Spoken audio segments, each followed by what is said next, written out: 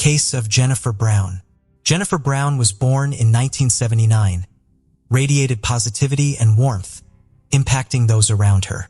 Her numerous pursuits often left friends and family wondering how she managed it all. But her true passion was being a mother. Despite having to care for Noah, her son, this has not negatively affected her life. Instead, make Jennifer stronger, especially after Noah was diagnosed with autism as a child. As she cared for Noah, Jennifer became his rock and closest friend.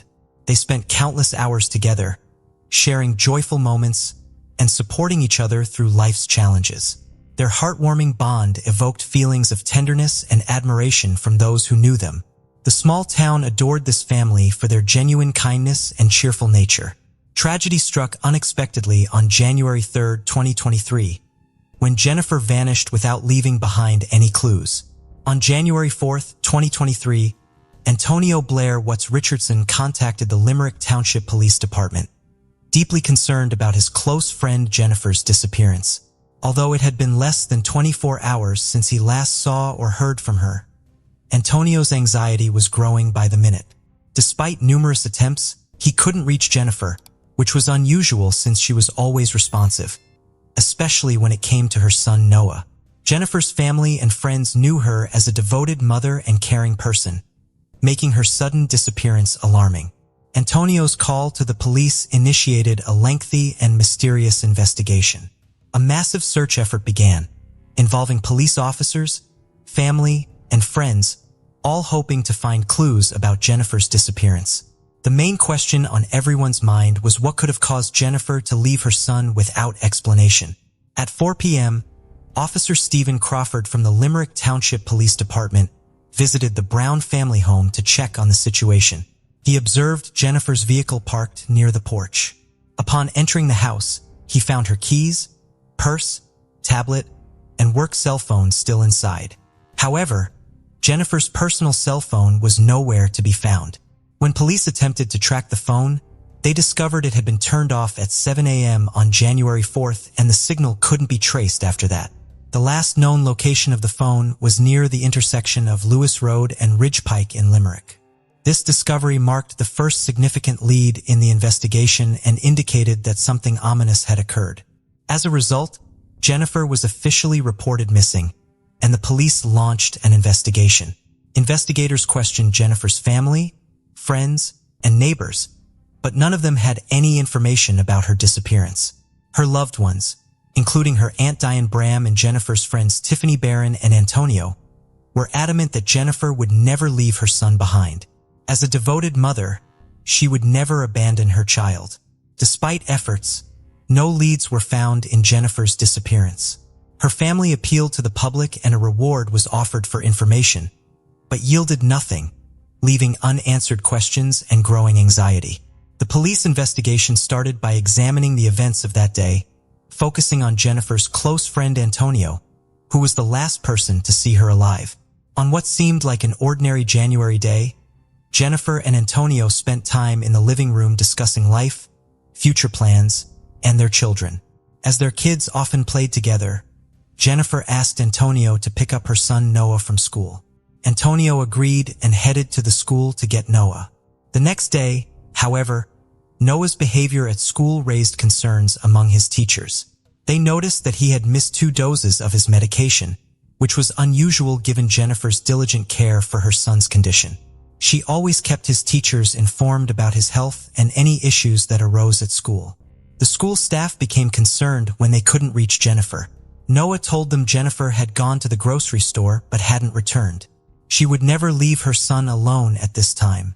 Antonio also tried to contact her but was unsuccessful. Antonio reported her missing to the police. As the investigation continued, no new information about Jennifer's whereabouts emerged. Hope for her return began to fade with each passing day. It seemed she had vanished without a trace and might never be found. However, on January 18th, 2 weeks after her disappearance was reported, 2 warehouse employees in nearby Limerick Township stumbled upon something unusual.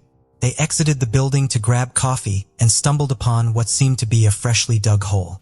Upon closer inspection, they were shocked to find a woman's body buried in a shallow grave. The workers immediately notified the police, who promptly arrived at the scene. The body was identified as Jennifer Brown, who had been missing for 2 weeks. The sheriff informed Jennifer's family that her body had been found partially buried near a warehouse in Rosefort. An autopsy revealed that Jennifer's death was caused by asphyxiation, with 3 broken ribs indicating violent struggle with her killer. The investigation shifted from a missing person case to a murder case.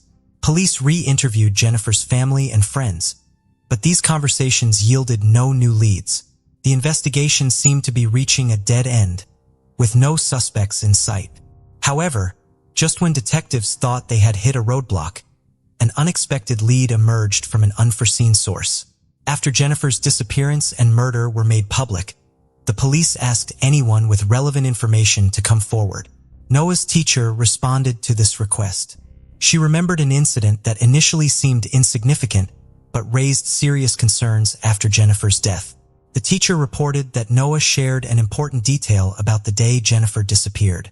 Noah told his teacher that when Antonio picked him up from the bus stop on January 3rd, he saw his mom's personal cell phone among Antonio's belongings.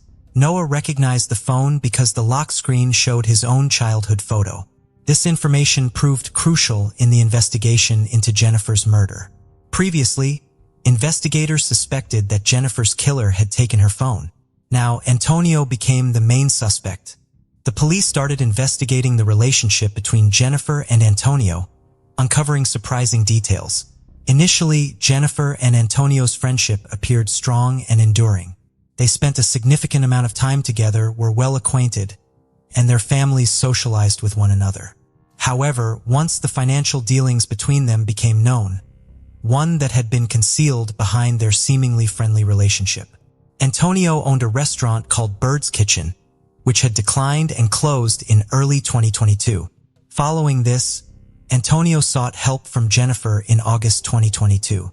To support her friend, Jennifer decided to invest in Antonio's business, helping him reopen Bird's Kitchen in a new location. They signed a contract that required Jennifer to provide regular financial support to sustain the restaurant, making payments approximately every 6 weeks. To rebuild Bird's Kitchen, Jennifer gave Antonio approximately $36,000 from August to January. They agreed she would give him another $99,000. Antonio was supposed to find a new location, pay rent, sign a contract, and reopen the restaurant in January 2023. However, Antonio spent the money on personal needs instead of the business. As a result, the property owners canceled their agreement with him on December 26, 2022, because he failed to meet his financial obligations. This left Antonio in a difficult situation, losing both money and the opportunity to open the restaurant. The police suspected Antonio of committing a crime to save his business due to his desperate situation. Upon investigating Jennifer's iPad, they found 2 unauthorized transfers of $177,000 to Bird's Kitchen on January 3rd. These transfers were not part of the agreement between Jennifer and Antonio, and they initially failed due to 2-factor authentication, which was later disabled. This evidence increasingly implicated Antonio in her murder. Police interviewed the owners of the property where Antonio lived, who had recently terminated his lease. Surprisingly, on January 4th, the same day Antonio reported Jennifer missing, he had met with them, claiming he had the money to sign a new lease. This led investigators to believe that Antonio was likely the killer, but they knew he would not confess easily. They needed concrete evidence to prove his guilt. To gather more information, investigators spoke with Antonio's wife, Tiara Taylor. They asked her about Antonio's whereabouts on the day Jennifer went missing. Tiara told them that Antonio had visited the Brown family at around 1 p.m. on January 3rd and didn't return home until 4:30 a.m. the next morning, when he picked up Noah from the bus stop. She also mentioned that Antonio came home briefly, then left again around 5 p.m. and didn't return until late that night. This timeline became a crucial focus point for further investigation. Further investigation found that Antonio spent the night with his mistress, Tatiana Garrett, and didn't meet her until 8 p.m. This left a 3-hour gap with no alibi. Based on evidence, detectives created a timeline of the murder. According to them, Antonio went to Jennifer's house on January 3rd around 1 p.m. and allegedly killed her while Noah was at school. Antonio then transferred funds from Jennifer's iPad to his account and left to pick up Noah from the bus stop around 4 p.m. Later, he returned to Jennifer's house, dropped off Noah, and went back to dispose of the body. He buried it in a shallow grave in a field near Roseford. Afterwards, he went to Tatiana's house and spent the night. Everything seemed carefully planned, but one mistake led the police to Antonio. The mistake was letting Noah see his mother's cell phone. The police had enough evidence to convict him but investigated further to confirm his guilt. This involved film experts and a trained dog that could detect cadaveric odors indoors. First, the dog was taken to Jennifer's home to familiarize itself with her scent. This was the same location where the crime had occurred in her kitchen. The police then led the dog to Antonio's car, where it immediately picked up the same scent. This final piece of evidence solidified the detective's suspicions of Antonio's involvement in the murder. After months of investigation, Antonio was arrested on February 8th and charged with first-degree murder, third-degree murder, and theft.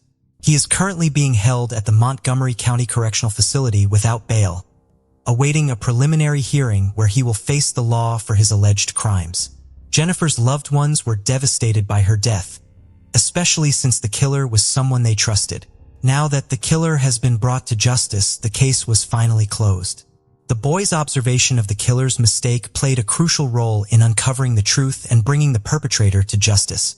The tragic events in Lemoore Township serve as a reminder that even the most meticulously planned crimes will ultimately be solved. Cruel and inhumane acts will not go unpunished, and those responsible will face the law. 31-year-old Carly McBride disappeared under mysterious circumstances after visiting her ex-boyfriend's house. After receiving a missing person report, the police began an investigation. However, it took the authorities almost 2 years to answer the question, where did Carly disappear to? Carly was born on April 14, 1983 in the family of Steve McBride and Lorraine Williams. She was a cheerful and outgoing child with a close relationship with her parents. Growing up, Carly started experiencing more and more problems. She started abusing alcohol and illegal substances. Nevertheless, she made efforts to overcome these harmful addictions. In 2014, Carly was a 31-year-old woman that lived in Belmont, New South Wales, Australia.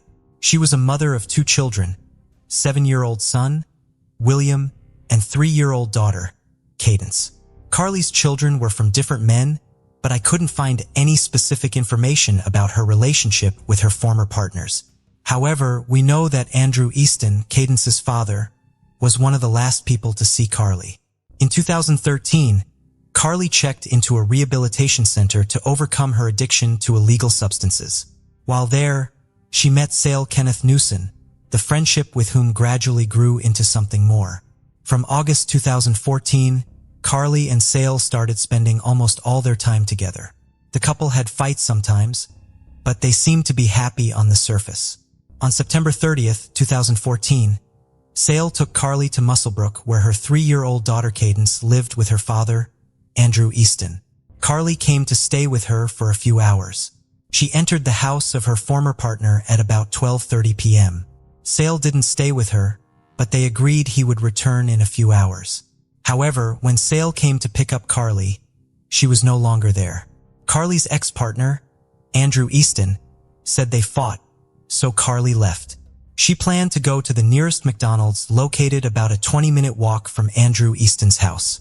Puzzled that Carly didn't call to tell him where she would be waiting for him, Sale started calling her himself. Since all attempts were unsuccessful, Sale drove towards McDonald's where she allegedly planned to go. Along the way, he looked around hoping to find Carly sitting somewhere waiting for him. He suggested her phone was dead, but Carly was nowhere to be seen. She wasn't at McDonald's where she supposedly went or anywhere near it. Sale drove around the streets of Musselbrook for a while, but it was in vain. Carly seemed to disappear into thin air. When she didn't return home to Belmont that evening, Sale contacted the police. The detectives asked him the details of what had happened. It would be exactly the same thing every time. I would drop her off. She would get out and go to the front door.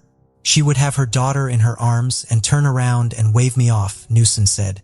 She would ring me twice and text me twice every visit to let me know she was okay.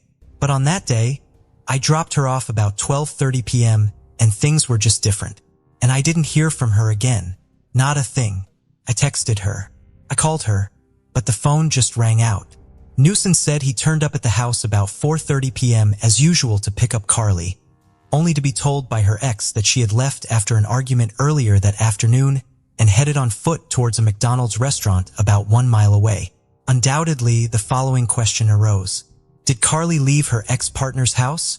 Or Andrew Easton was hiding something? His story suggested he was the last person to see her. However, no other witnesses could confirm that Carly really left his house. Police interviewed neighbors and people living along the route Carly would have taken if she had gone to McDonald's. The fact that no one saw her has further increased suspicions about her former partner. Unfortunately, no surveillance cameras near Andrew Easton's house could confirm or deny his words about Carly leaving around 2 p.m. After reviewing the recordings from the surveillance cameras at McDonald's, the investigators found no evidence she was ever there. Police searched fields behind a nearby residential area for clues. However, a chief investigator of this case said nothing particularly remarkable had been found, adding that the investigation would continue. They urged anyone with information about the disappearance of Carly McBride to contact the police department. She was last seen wearing blue jeans, sandals, and a yellow t-shirt, and she was carrying a tan handbag. After obtaining a search warrant, the police examined the house where Carly was seen last. A group of police officers went there hoping to find clues that could shed some light on what happened to the mother of 2 children. But after searching Andrew Easton's house, the police did not find new clues. Nothing there indicated that someone committed a crime in that house. However, investigators did find something suspicious. They discovered Carly's Facebook account got deleted a few hours after she vanished before the official report of her disappearance. This mysterious deletion of her account on a social network raised a lot of questions. Deletion of her account on a social network raised a lot of questions. Are the account deletion in Carly's disappearance somehow connected? Was she the one to delete her account, or did someone else do it? Why was the account deleted? Perhaps the Facebook messages could tell about what happened, and that's why someone deleted the account. To get answers to these questions, the detectives turned to the U.S. Department of Justice, hoping the latter would help restore Carly's account and determine who could have deleted it. Facebook data analysis is done at the company's headquarters in Menlo Park, California, but Sergeant Wright said Miss McBride's Facebook friends could help New South Wales police.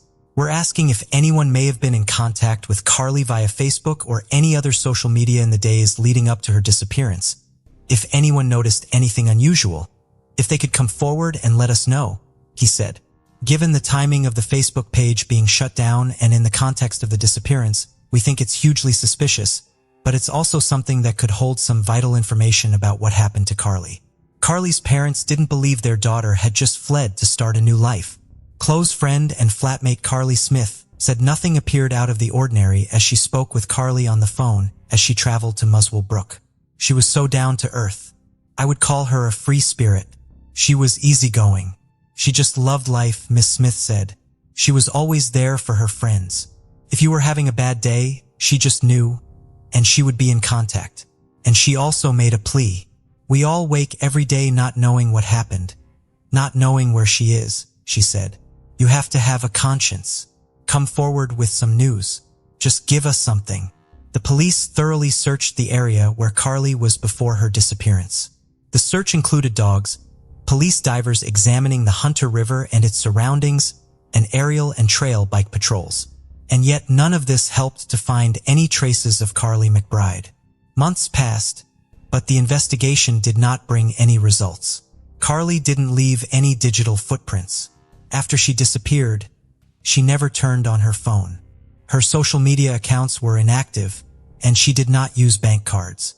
Investigators began to assume that Carly was no longer alive. 9 months after Carly's disappearance, her parents sought help finding their daughter. They were joined by Detective Timothy Seymour, who could contribute by requesting any information helpful to the case.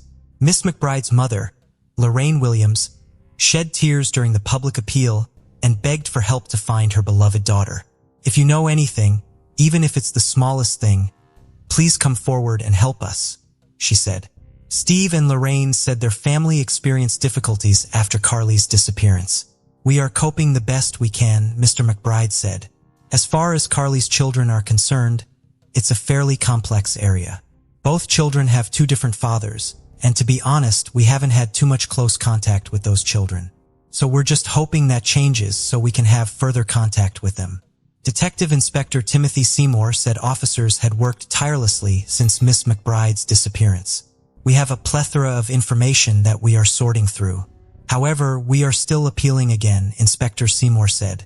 "The breakthrough moment may come from somebody who might think they have an innocuous piece of information."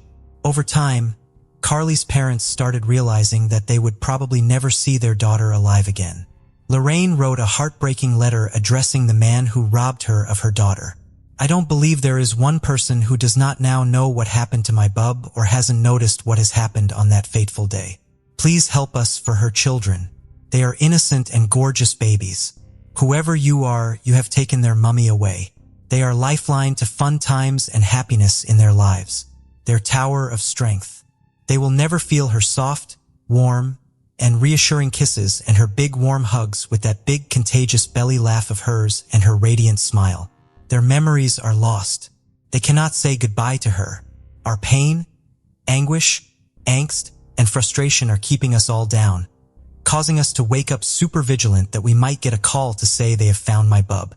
Whoever you are, you decided on that day to rip my daughter away from us, you bottom-feeding runt. We are left with question after question after question. We don't know how to grieve or what we are grieving. We are in a kind of grief limbo. Our little beautiful poor babies need to know where their mommy is. They are the innocent victims in this horrible nightmare we are enduring. Please someone come forward so they can move on and grow into the amazing people their mommy would have wanted them to be. We can't honor and respect Carly's life until she is found. My daughter is reeling you in, and you will be a fine catch when you least expect it. This is my only wish, that we find my bub, that we can put her to rest. It is a basic human right with the dignity and respect that she deserves. Then her babies and their beautiful but broken hearts and heads can start to heal, and they may have a life without the anguish and pain and angst. You didn't give my daughter a chance. Please give her children the knowledge they ache for. William and Cadence should not be burdened with this pain. Please help us give them some semblance of grief and loss in their journey. Carly is a proud Aboriginal woman, as is her beautiful sister, and I am proud and honored to be their mother. No one deserves this in life, but my baby is reeling you in. You are breaking while we are aching. Your truth is Carly's truth, and in turn is our truth. Please someone speak up. Since the police couldn't link Carly's disappearance to her ex-partner, Andrew Easton, they turned their attention to another potential suspect, Sale Newson.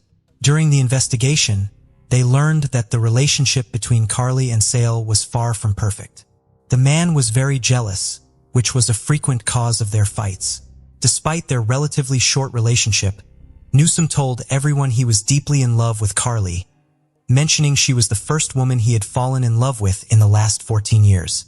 He desperately asked for any information, participated in launching a Facebook page, offered financial rewards, and knocked on every door in the area where she was last seen. But notwithstanding these public statements of love and devotion, Newsom almost immediately started intimate relationships with other women. Besides, a few hours after reporting Carly missing, he offered sexual intercourse to several women. Carly disappeared on September 30th, and on October 2nd, Sale spent the night with another woman. But in public, he behaved like an inconsolable guy who had lost the love of his life. Detectives also discovered that Sale and Carly had an argument 2 days before her disappearance. The reason for this fight was Facebook messages that Carly allegedly received from other men. However, all this was only circumstantial evidence. They needed direct links to bring any charges against Sale Newson.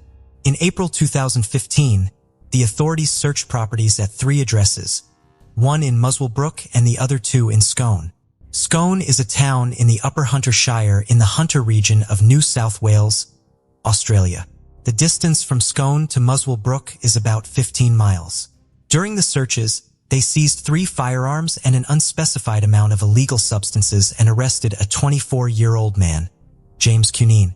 However, the police stressed that the charges weren't related to the ongoing investigation into Carly's disappearance, and yet they did arise during this investigation. Thus, we should keep this name in mind. Almost 2 years have passed since Carly was last seen alive. The police continued to investigate, but there were no new clues to help solve the case. But then, suddenly, there was a breakthrough.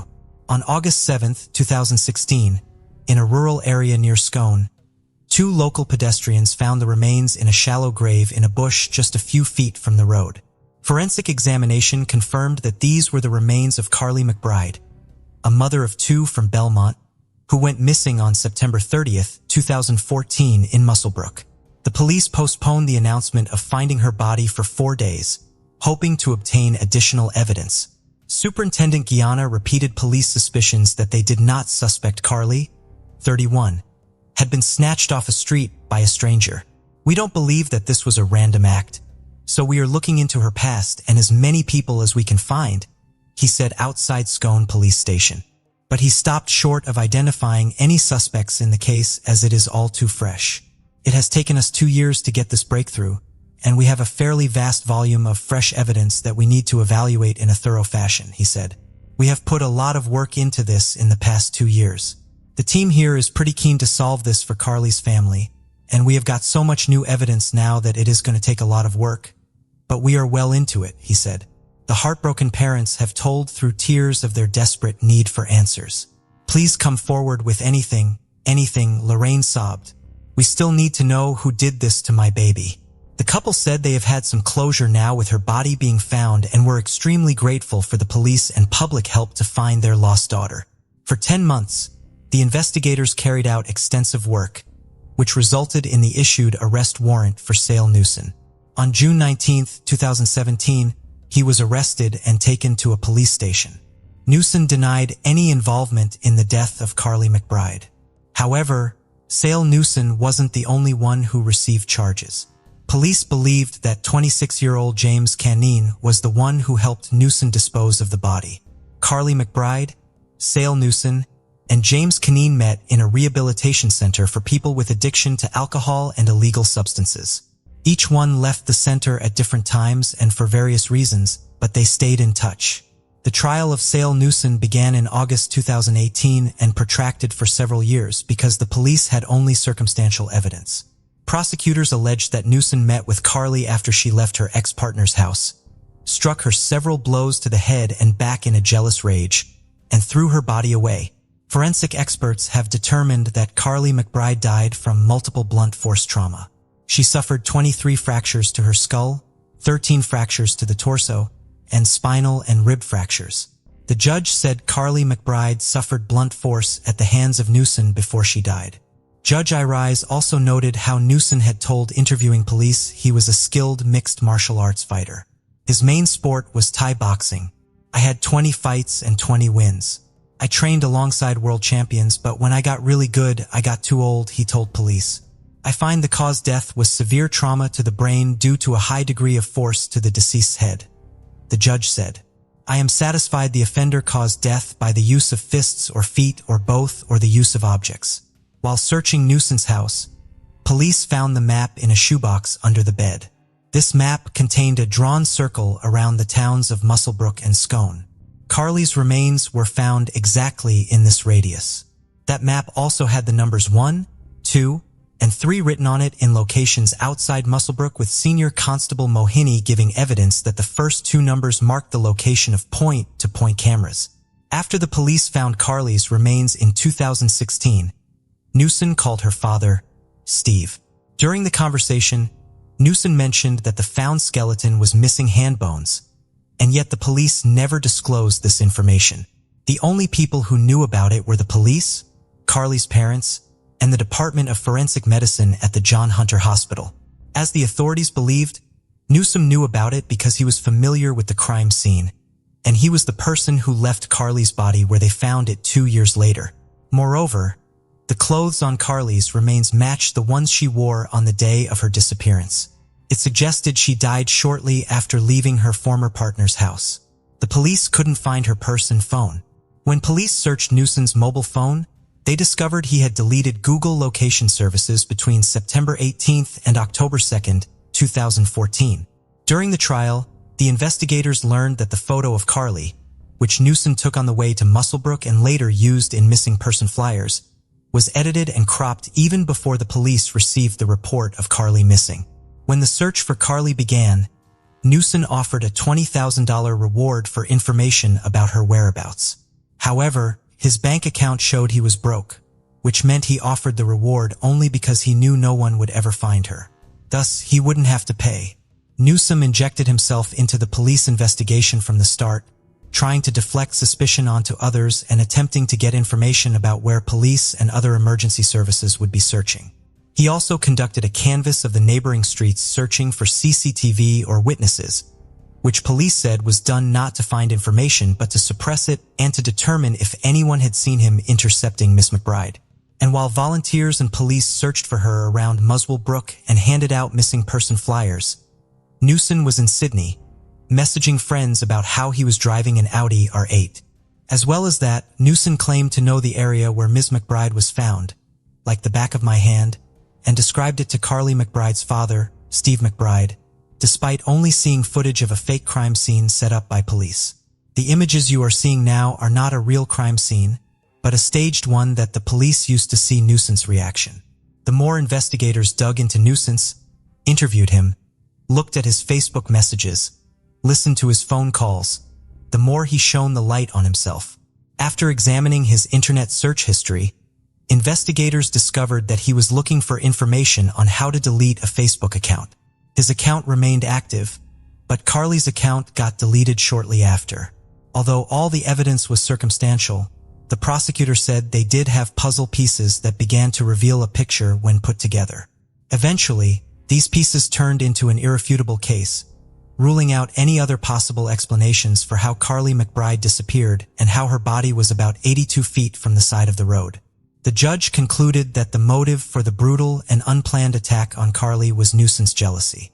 After he picked Carly up from Muswellbrook, he discovered she had spent about 90 minutes with her ex-partner instead of spending time with her daughter as was planned. Carly's daughter was not at home during that time, and the fact that she was alone with her ex-partner for an hour and a half allegedly ended with Newson attacking Carly in a jealous rage. Miss McBride's mother, Lorraine Williams, told a sentencing hearing that she lived in a blur of grief and anxiety for 2 years as she waited for her happy, gorgeous, and outgoing daughter to come home to her 2 young children. Instead, the next time she saw Carly was in the morgue, a day she tearfully described as the worst day of my life. Carly should be here living her life with her children, her sister, her father, and me. Miss Williams said, "After today, I never want to hear, speak, or see the man who took my beautiful daughter's life ever again. He no longer has any power to hurt me, and I refuse to think of him anymore. I will miss Carly for the rest of my life every second of every day," Miss Williams said. Almost 7 years after he reported Carly missing, 43-year-old Newsome was found guilty. In December 2021, he was sentenced to 27 years in prison with parole eligibility in 2038. After the sentencing, Newsome turned to the judge to restate his innocence. "I understand the verdict's been the verdict," he said. "Your Honor, I'm innocent. From the day I reported Carly missing to this very day, I've been compliant with the police, with the courts, with the jails, everything, and I've been found guilty of a crime that I did not commit. Someone out there has committed this crime, and it wasn't me. It wasn't me. And now I've got a big struggle ahead of me to try and clear my name through the courts after this." James Cunin, who helped Newsome dispose of Carly McBride's body, denied his guilt. However, in July 2022, a jury found him guilty too. The judge said Cunin lied to police in 3 interrogations to create a false alibi for Newsome and deleted data from the phone to cover his tracks. Unfortunately, I couldn't find his picture, but it is known that when Cunin received charges in the Carly McBride case, he was already in prison for illegal weapons possession and prohibited substances.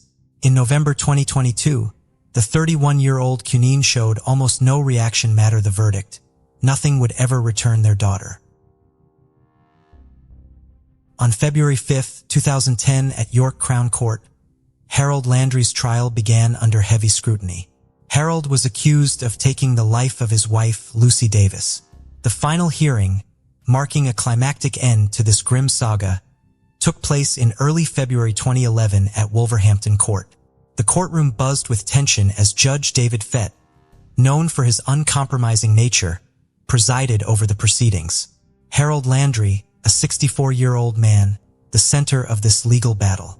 The prosecutor, Rachel Brand, presented the evidence against Harold, painting a chilling picture of the events leading up to Lucy's tragic death. Brand's cold and precise now stood condemned as her murderer. Pete, Harold's friend and lawyer, unable to bear the burden of defending him, passed the case to Andy Childs, an experienced attorney. Childs faced a daunting task to convince the court that Harold had not intended to kill Lucy, but was driven to uncontrollable aggression. Throughout the trial, Harold was a figure of misery and regret. He wept openly, professing his love for Lucy and expressing deep remorse.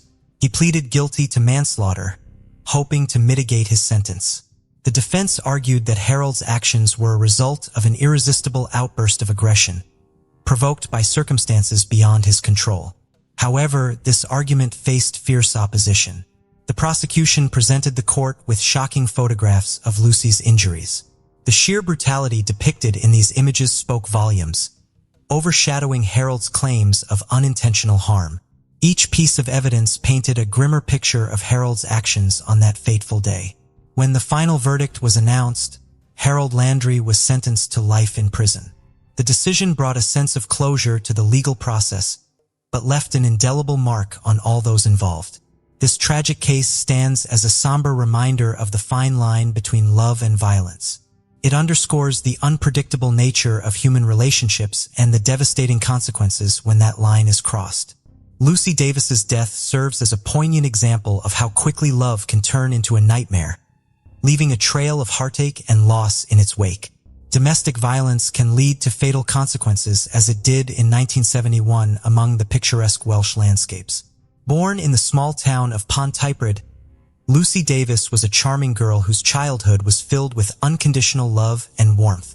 Roger and Andrea, Lucy's parents, created an atmosphere of happiness and comfort in their home. Together with her younger sister Anna, Lucy grew up in the beautiful village of Glencoe. Lucy took her first steps among majestic mountains and enchanting forests. Her charming smile and kind heart set her apart from other children. She easily won the sympathy of her teachers and peers. Seeing his daughter's passion, her father gave her and her sister the opportunity to immerse themselves in the magical world of horseback riding. Under the strict guidance of experienced instructors, they learned the basics of this noble art, conquering peaks and overcoming obstacles. Lucy and Anna became professional horse riders. Spending her childhood in Wales was a real paradise for Lucy Davis. She blossomed like a beautiful flower there, absorbing the beauty of nature and the love of her family and loved ones. The hobby of horse riding not only gave Lucy and Anna loyal companions, but also served as a real school of life. Horses taught them discipline, self-control, and responsibility. The sisters' talent and perseverance were recognized at prestigious competitions, where they won multiple awards. However, Lucy's world wasn't limited to the riding arena. Her excellent mind and hunger for knowledge motivated her to make new discoveries. Music became another passion of young Lucy. She enthusiastically took flute and piano lessons, honing her skills. Her efforts were not in vain. A year later, she played both instruments perfectly, charming audiences with her talent. Lucy was delighted to join the Glamorgan Youth Orchestra, where her musical journey continued to flourish. Lucy Davis dedicated herself to refining her musical talents, finding an outlet for her love of music and creativity within the school choir. Music wasn't just a pastime for her. It was a profound means of expression. Growing up, Lucy's days were a blend of carefree play and diligent work, instilling in her a strong foundation of dedication and hunger for knowledge, qualities that would shape her future achievements and endear her to those around her. In high school, Lucy crossed paths with Garrett Jenkinson, a fellow Welshman shrouded in mystery. Despite the enigma surrounding Garrett's past, The two formed a close friendship that only deepened over time. Though Garrett harbored romantic feelings for Lucy, he chose to keep them buried deep within himself. Upon graduating in 1998, Lucy was resolute in her pursuit of a musical career and higher education. She secured admission to the University of Yorkshire in Northern England, initially envisioning herself as a future music educator. However, as her ambitions evolved, Lucy found herself drawn to the bustling artistic landscape of a metropolitan city. This newfound aspiration led her to Grimy McAllister, whose worldview and sense of humor resonated deeply with Lucy. Their relationship flourished, prompting Lucy to introduce Grimy to her parents. The initial encounter proved successful, solidifying the bond between Lucy and Grimy and setting the stage for their future together. Roger and Andre recognized him as the ideal life partner for their daughter almost instantly. After careful consideration, Lucy and Grimy made the decision to move in together, forging their own family. Sometime after the move, Lucy proposed the idea of official cohabitation, which Grimy agreed to in 1995. Even while still pursuing their studies in college, they welcomed a son into their lives, whom they named James. Lucy opted to take a break from her own pursuits to focus on caring for her son, while Grimy diligently continued his studies to provide for their family, taking up night shifts at the city's postal sorting department. Lucy into a whirlwind of challenges, but she faced them with optimism and determination. Despite her deep love for her family, the months spent at home with her child were tinged with loneliness. Rarely did she and her husband find time to be together, and his night shifts only exacerbated the situation. Seeking solace and connection, Lucy created a social media account under the pseudonym Missaria, immersing herself in a virtual community where she could share her experiences and forge new friendships.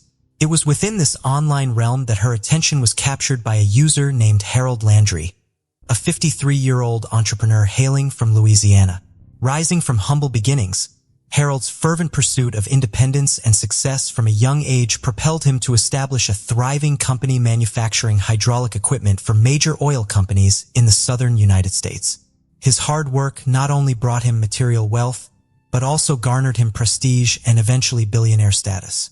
Conversing with Harold proved to be a revelation for Lucy. His life experiences, unwavering dedication, and boundless generosity left her captivated. However, their relationship faced its share of challenges. The disparity in their ages, social standings, and lifestyles created friction between them. Harold's life seemed extravagant and diverse, filled with eccentric hobbies and lavish acquisitions, including real estate holdings on KML. In Mexico, Harold's marital status was shrouded in mystery. He had been married twice and divorced twice, yet nothing was known about any children from these unions. However, in 1992, Harold's life took a dramatic turn when he divorced his second wife and crossed paths with Geraldine Price. Geraldine, born in 1966 and originally from Mexico, was 20 years his junior and married to Chris Price with 2 children. Despite her familial ties, Harold managed to capture the heart of this young woman. On February 6, 1994, Harold orchestrated a romantic dinner for Geraldine in New Orleans. They hired a babysitter, Christian Houghton, to tend to their children, allowing them to enjoy an evening devoid of parental responsibilities. As the night drew to a close, Harold escorted his girlfriend home. In a gesture of gratitude, he offered Christian a ride home, to which she accepted. Unbeknownst to Harold, fate had a surprise in store. Chris Price, Geraldine's husband, had been surveilling the couple. Upon witnessing their clandestine affair, Chris resolved not to let the matter slide. He pursued Harold, and when they halted at a red light, Chris unleashed a torrent of accusations. Despite Harold's composed demeanor, the situation escalated. In a fit of rage, Chris dared Harold to shoot him. Without hesitation, Harold brandished his firearm, warning Chris of the consequences. Ignoring the warning, Chris goaded Harold further. In a swift and decisive action, Harold fired, striking Chris in the neck. Miraculously, prompt medical intervention spared Chris's life. In 1997, Harold stood trial in St. Mary Parish Courts, charged with the attempted murder of Chris Price. His attorney, Pete Fannin, argued that Harold had been entrapped. Although the jury found Harold guilty of aggravated assault with a weapon, he was sentenced to 5 years in prison. However, following an appeal, Harold was released on parole, having paid a fine and completed community service. Harold found himself forever indebted to Pete for his legal representation and unwavering advocacy, which ultimately secured his freedom. As their friendship blossomed, Harold and Chris reached a settlement agreement, though the exact compensation remained undisclosed. Settling in Covington as a wealthy man, Harold openly shared his past with Lucy, including failed marriages and a troubling incident. Rather than repelling Lucy, Harold's revelations only seemed to deepen her attraction towards him. His gift of persuasion captivated her, and after parting ways with Grimy, Lucy and Harold decided to embark on a romantic relationship. Eager to shield their love from unnecessary complications, Harold endeavored to avoid any potential troubles. In the early 2000s, he journeyed to England to meet Lucy's parents, Roger and Andre, who, despite initial surprise at the age difference, supported their daughter's choice wholeheartedly, refraining from interference in their relationship. Expressing his devotion through lavish gifts, including expensive jewelry, Harold spared no expense in fulfilling Lucy's desires.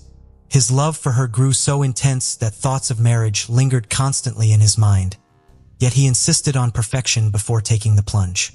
Seeking to fortify their bond, Harold extended an invitation to Lucy, her son Jameson, and her ex-husband Grimmy for an unforgettable trip to Mexico. To Harold, Mexico wasn't merely a vacation spot. It represented paradise amplified by the proximity of Pete's apartment, lending an air of comfort to their excursion. Inspired by the purchase of a diamond engagement ring, Harold excitedly shared the news with Pete, who harbored suspicions about Lucy's fidelity due to her frequent rendezvous with Grimmy.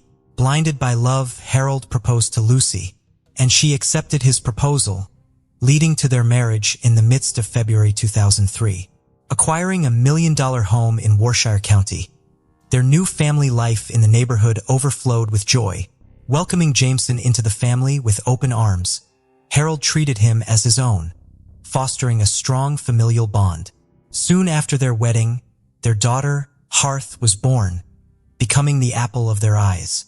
Surrounded by supportive neighbors like Rachel Clark and Stephen Kennedy, Lucy and Harold's familial ties deepened with each passing day.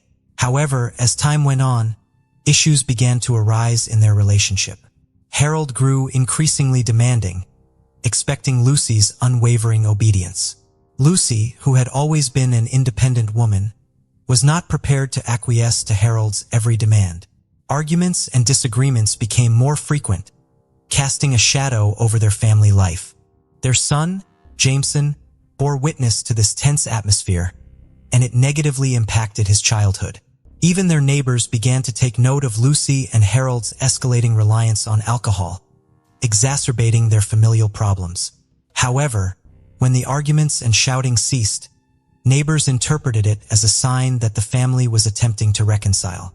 In February 2009, Lucy found solace in virtual conversations with her old school friend, Garrett, via social media. Sensing his wife's emotional distance, Harold made the difficult decision to leave for Mexico, allowing Lucy space. In his absence, Lucy invited Garrett to visit, blindsiding Harold upon his return. Lucy swiftly filed for divorce, prompting Harold to begin an affair with their neighbor, Rachel Walbin. The divorce proceedings were marred by disputes over property division. Lucy, adamant about keeping the house for the sake of their children, opposed Harold's insistence on selling it. Their disagreements intensified as Lucy revealed unsettling truths about Harold's past, further fueling the acrimony. Amidst the emotional turmoil, Lucy accepted Garrett's invitation to spend time with him in Wales, making no effort to conceal her phone conversations from Harold upon her return. Despite her efforts to salvage their relationship, the constant arguments persisted, and the tension between them became unbearable for Jameson and their daughter, Hart. On the evening of February 1st, 2010, as the day drew to a close, Harold, intoxicated from several glasses of wine, was taken aback by the delivery of a package addressed to their neighbor, Stephen Kennedy. It was closer to 9 p.m. when Harold returned from work. Stephen noticed a notification that his parcel had been delivered to Harold.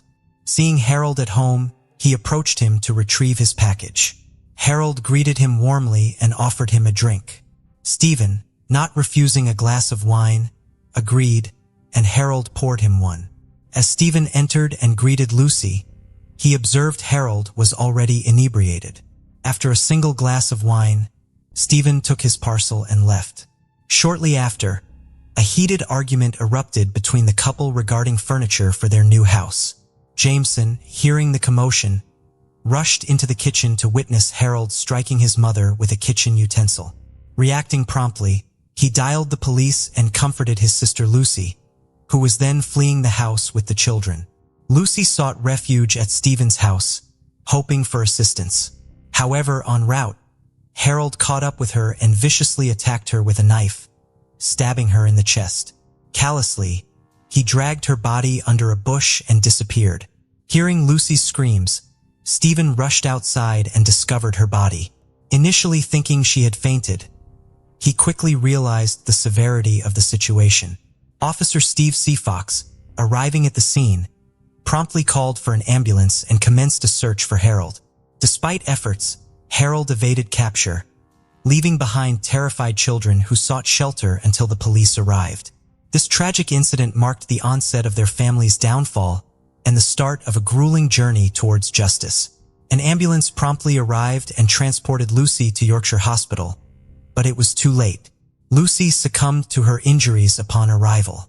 Meanwhile, consumed by fear and remorse, Harold sought solace at the doorstep of his friend Rachel. With trembling voice, he confessed to committing a heinous act, but withheld the details.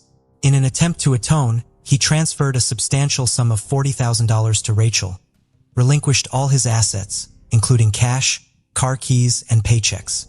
After Harold headed home, the police began their search for him. They scoured the streets, interviewed witnesses, but Harold seemed to vanish into thin air. Finally, fortune smiled upon the detectives when Harold was arrested on his way from Rachel's house.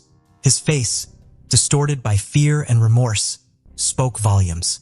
Lucy's family, Roger and Andrea, were overwhelmed with grief. In an official press release, they expressed immense sorrow for the loss of their daughter and declined to comment further. The forensic medical examination confirmed Lucy died from multiple stab wounds to the chest. Evidence found at the crime scene and the testimony of Jameson, Lucy's son, who witnessed the tragedy, became pivotal in solving the case. The tale of Harold and Lucy is a love story turned nightmare. Although the trial concluded, the echo of the tragedy will resonate for years to come. Harold Landry, found guilty of Lucy's death, was sentenced to life in prison, with a minimum of 16 years before parole eligibility. He would be 82 years old upon release, but no sentence could bring Lucy back. Roger and Andrea found solace in the fair verdict, though their hearts remained heavy with grief. Harold Landry maintained his innocence, vowing to appeal the verdict, claiming he wouldn't change anything, even knowing the future. The Landry family remained resilient, promising to preserve Lucy's memory by embodying her best qualities for their grandchildren. Despite the irreparable loss, Lucy would forever remain a symbol of light and love in their hearts. Looking ahead, the Landry family embraced hope. Harold received the punishment he deserved, while Lucy's legacy continued to her loved ones. With Lucy's love and light in their hearts, the Landry family found the strength to move forward, carrying her memory with them into the future. Heather, just 22 years old, had recently embarked on her college journey, settling into her job, and it felt like life was full of promise. Maple's smile and laughter were contagious, and her constant chatter filled the air. She radiated warmth and energy, uplifting everyone around her. Everything changed on January 7, 2015, when Heather Maples didn't show up for work. Her lifeless body was discovered in her apartment, partly unclothed. Who had the right to take Heather Maples' life? Detectives faced a challenging investigation because Heather had no enemies, and the motive behind this crime remained unclear. If not for one small detail, Heather Maples' death could have remained unsolved, and the criminal would have gone unpunished. On a typical morning at the real estate agency in Murfreesboro, Tennessee. On August 7, 2015, Kelsey Price arrived at work and began her usual tasks. Heather, her friend and colleague, was running late, which wasn't surprising to Kelsey as Heather was known for her lack of punctuality. Kelsey started calling Heather to wake her up, but received no answer. The previous night, Heather had planned to go to a bar with some friends and had asked Kelsey to come get her if she overslept or didn't answer her calls. Therefore, Kelsey wasn't concerned and went to Heather's apartment to wake her up.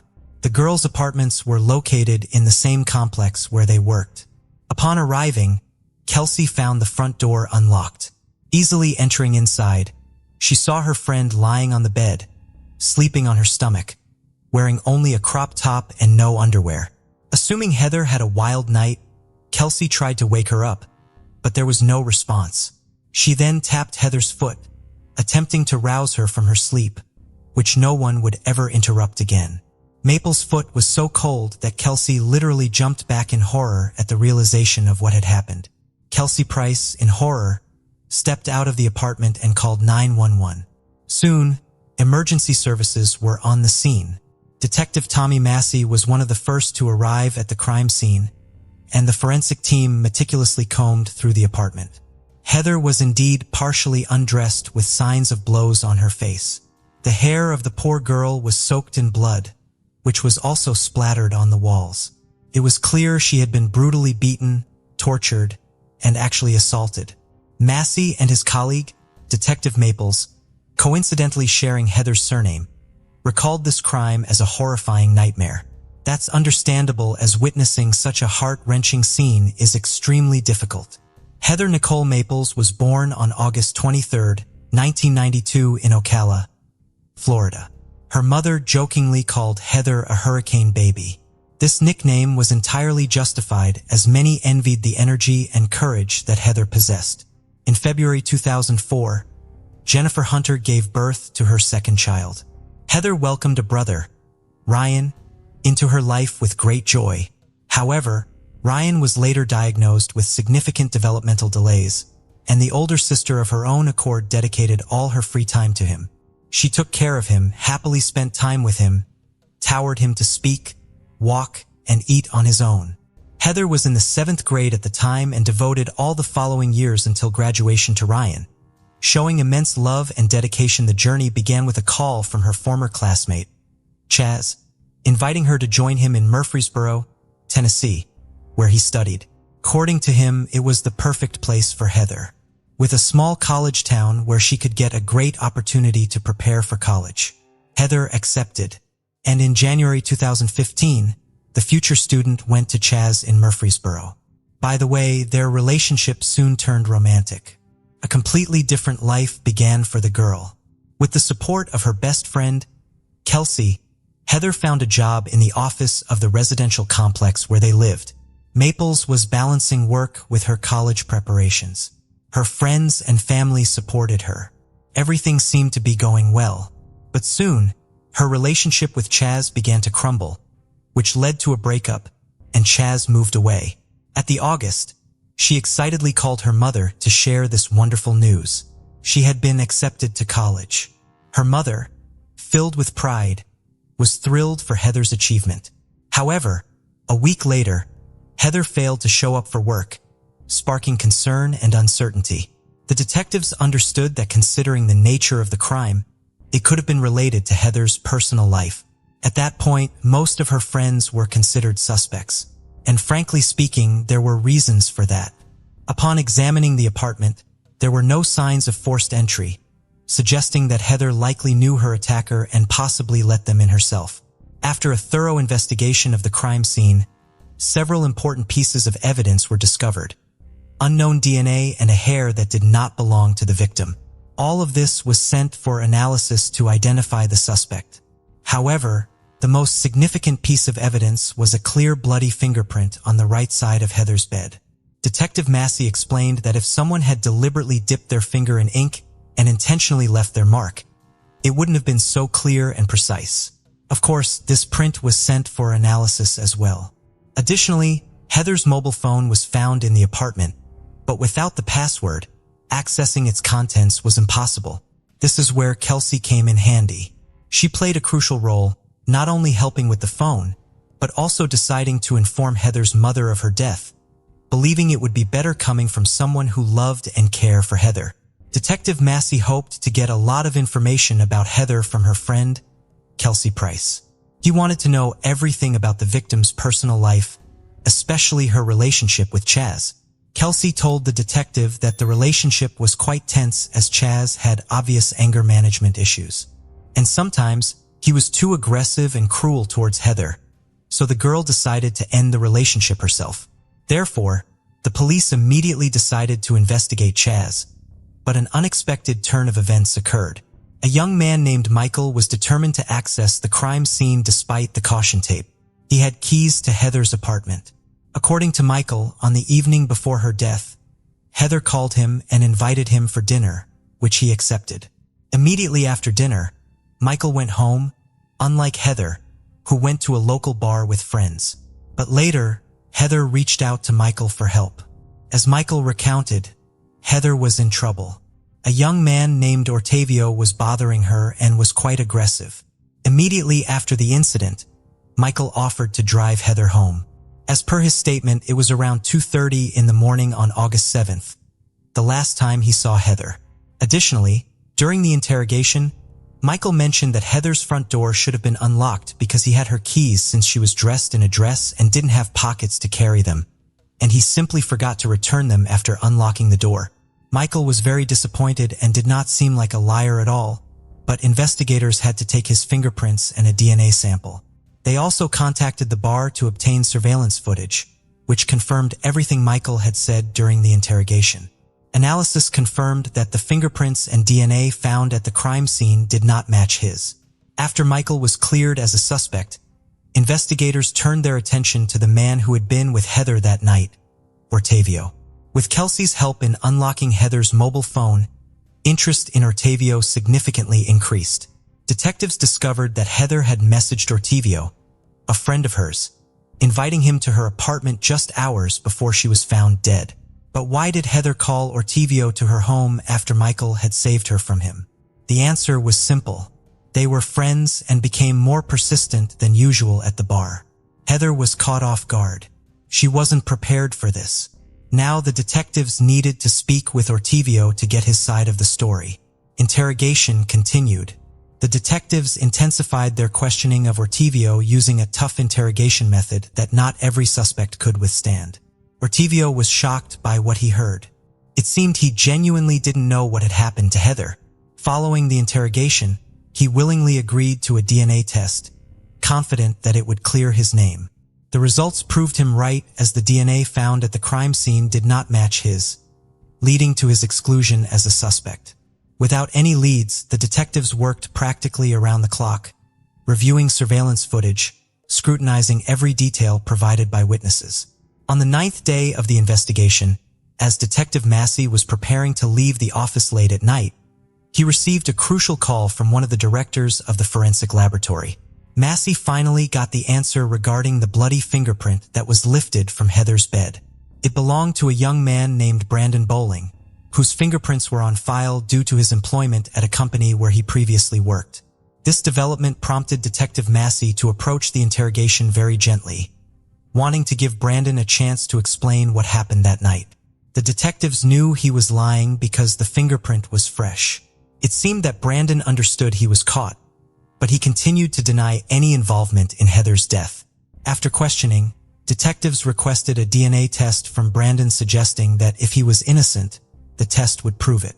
Brandon did as he was asked, perhaps hoping to be released from police custody, but that did not happen. The investigators decided not to wait for the test results. The match of the fingerprint provided substantial grounds for the next step. The police immediately sent a request to the court for permission to access Brandon's phone, which could help the investigation confirm his movements, track calls, and texts on the night of the crime. However, they were unprepared for what they found on his phone after the court approval. The video from Brandon Bowling's phone was one of the most shocking even to the most experienced detectives. In this video, the room of the core Heather was captured. Brandon recorded everything from intimate acts to beatings. Heather was still alive at the time of the recording. In February 2018, Brandon Richmond Bowling pleaded guilty to the attack on Heather Maples.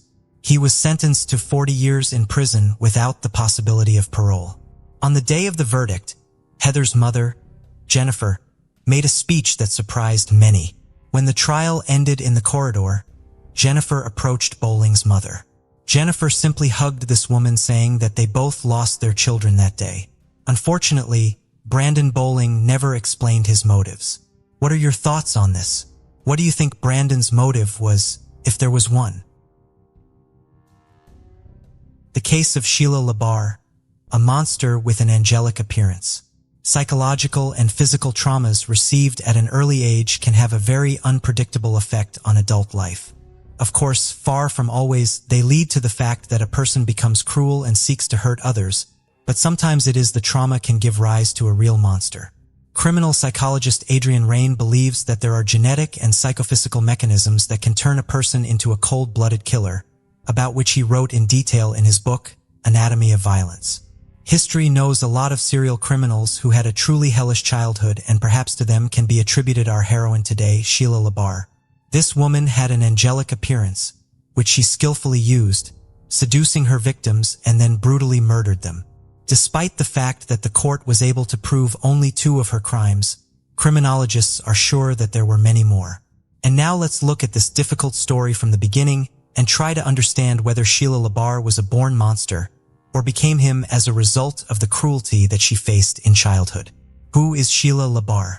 Sheila Labar was born in 1958, the July 4th, in the small country town of Fort Payne, Alabama. She was the youngest of 3 children of her parents and was raised with her brother and sister Lynn. Her childhood was spent in a picturesque but rather secluded place on a farm nestled among cornfields. According to the memories of Lynn's older sibling, Sheila was an active, inquisitive, and open-minded girl with a creative streak. She liked to be in the center of attention, had a good voice and cute appearance. So perhaps, if her life had turned out differently, she would have become a famous actress or singer. But instead of bright posters, her name decorated the pages of criminal chronicles. The unimaginable cruelty of her father. The head of the family, Manuel Bailey, for many years suffered from alcohol addiction, although it would be more accurate to say that his addiction suffered from his entire family. He often went on binges, turning into a real beast who enjoyed abusing his wife and children. He insulted and humiliated them, beat them with anything that came to hand, could throw everyone out in the middle of the night in a downpour or frost, and locked himself in the house, not letting anyone inside. Mothers, daughters, and sons often had to spend the night in a barn or in the open air in the field. One day, when Manuel was once again in a drunken rage, he began throwing dishes and other objects at his family members. The mother tried to cover the children as best she could, but one of the flower pots thrown by her husband hit her youngest daughter, Sheila, in the head. Sheila suffered a serious concussion and a lifelong scar on her temple, which she painstakingly covered with her hair. But not even the insults and beatings were the worst thing that the sisters had to endure in their parents' home. According to the memories of Sheila and Lynn, Manuel from an early age forcibly inclined them to intimacy. The mother may have been aware of what was going on, but the subject was never broached. However, despite the nightmare at home, Sheila did well enough in school. She dreamed of leaving the farm as soon as possible and go to conquer the big city. The girl was quite ambitious and determined. She passionately wanted to realize her childhood dream in life and become an actress or pop singer. And she had everything for this: charisma, bright appearance, and a beautiful voice. Adulthood, first marriage. Barely Sheila was 18 years old. She left her parents' home, but adult life was not so joyful. To enter the university, she was not allowed to average score. And to move to the big city, she simply did not have the money. Then Sheila got a job as a maid in one of the hotels, where by that time her older sister was already working. It should be noted that Sheila had a slender figure and a very attractive appearance. She had big blue eyes, a charming smile, and a mop of thick long hair. She was surrounded by attention from men, and over time, she learned to use it and manipulate her suitors. In the late 70s, Labar, Then Bailey met a guy named Jonathan Baxter, and a romantic relationship began between them. Jonathan was not yet 20 years old at the time, but he already had a young daughter from a previous relationship. However, the child did not become a hindrance, and soon the couple got married. However, this marriage lasted only a few months and collapsed after Jonathan learned that the young wife abused his daughter while he disappeared at work. Sheila was frankly annoyed with the child, and she would raise her hand or lock her in a closet if she started crying or acting up. Jonathan did not organize scandals and listen to explanations. He just filed for divorce and put his wife with his belongings outside his house. He never wanted to see or hear from her again. After the divorce, Sheila dated various men and mostly lived off them. But all these relationships were fleeting and lasted from a few weeks to a couple of months until in the early 80s she met her future second husband, Ronnie Jennings. The tumultuous romance soon led to marriage, and Sheila took on a double last name, Bailey Jennings. It was an unhealthy relationship between two irascible and unstable people who regularly cheated on each other, scandalized, and even fought. Still, their marriage lasted more than 3 years. In 1984, after another family quarrel, Sheila demanded a divorce from her husband, but he refused her. In fact, Ronnie did not hold on to the relationship at all. He just wanted to piss off his wife and make her mad. And he succeeded. Sheila became hysterical, took a large number of drugs in front of her husband, drinking strong alcohol, and after this infernal cocktail, sat behind the wheel of the car and rushed down the road. Naturally, soon Sheila, under the influence of pills and alcohol, lost consciousness, flew off the road, and at high speed crashed into a tree. She miraculously survived, but suffered a massive head injury. She spent more than a week in a deep coma, and doctors made no prognosis. When Sheila finally regained consciousness and gradually recovered, she was transferred to a psychiatric hospital where she spent several months. She later complained to her sister that one of the orderlies was constantly harassing her and possibly taking advantage of her helpless state when she was heavily sedated. After all this, Sheila returned to her second husband's home, but began to behave not just aggressively, but threateningly toward him. When during another scandal, she attacked Ronnie and poked him in the chest with nail scissors. Ronnie, fearing for his own life and health, filed for divorce and hurriedly moved out of the mad woman, rich lover. When the second marriage was dissolved, the young woman began looking for lovers through the dating columns of the print media, and she left her ads there as well. But no man did not stay with her for long because Sheila tended to dominate everything, rigidly suppressing their partners both in intimate and everyday life. Soon, the photo of an attractive girl in the dating section drew the attention of 60-year-old Wilfred Bill Labar. The man had previously been married twice and had adult children and grandchildren from previous marriages. He was widowed a few years ago and had been living alone on his large country ranch ever since. Bill was a fairly wealthy man. He had a chiropractic office in Epping, New Hampshire, and on the ranch he raised horses. At the same time, he was very lonely and needed a strong, powerful woman. In fact, that's exactly what he found. Sheila was attracted by the wealth of her new acquaintance, and she decided that it would be an ideal union for her. And to make Bill completely lost his head, she began to send him a postal mail frank letters, supplementing them with her nude photos. The trap worked, and soon Labar invited a charming pen pal to visit his ranch. Their romance developed rapidly. An elderly man is not stingy on expensive gifts for a young mistress, and in the summer of 1987, she moved to live with him. This has incredibly flattered the doctor, who now went out in public with a beautiful companion who was half his age and was fit for him as a daughter. Nevertheless, he did not plan to marry Sheila. However, Sheila, not waiting for a marriage proposal, changed her name, calling herself Labar. Bill was surprised by this turn of events, but he did not object. Sheila began to interfere in all the affairs of her elderly lover, starting to control his business, finances, and disposition of his property. In addition, Bill was getting older and could not satisfy the intimate needs of a young woman.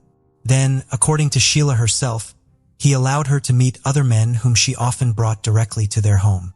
One of Sheila's regular lovers, closer to the mid-90s, was a Jamaican national named Wayne Ennis.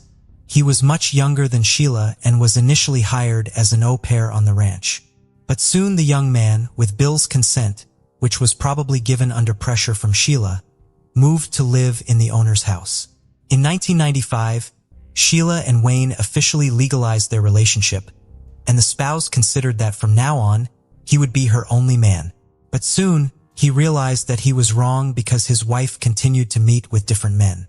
Wayne was not satisfied with this, and one day he jumped with fists on Sheila and her next lover, causing them bodily harm. Accustomed to being dominated, Sheila for the first time didn't know how to deal with her third husband, who got into a fight every time a rival appeared on the horizon. Eventually, she filed for divorce and sought a court injunction to stop Wayne from approaching her, accusing him of violence and assault. Another divorce did not affect the turbulent personal life of Sheila, who continued to meet with numerous lovers, changing them like gloves. True, now her relationship increasingly often began to end with lawsuits from men who accused Sheila not just in cruelty, but also in the threat to their lives and health. Thus, one of her boyfriends she deliberately hit by a car and almost ran over. Another almost broke his head, and another scratched his face so that he was forever scarred. Sheila, with age, became more and more dangerous to others. From every man, she demanded obedience, and in cases of disobedience, fell into a rage.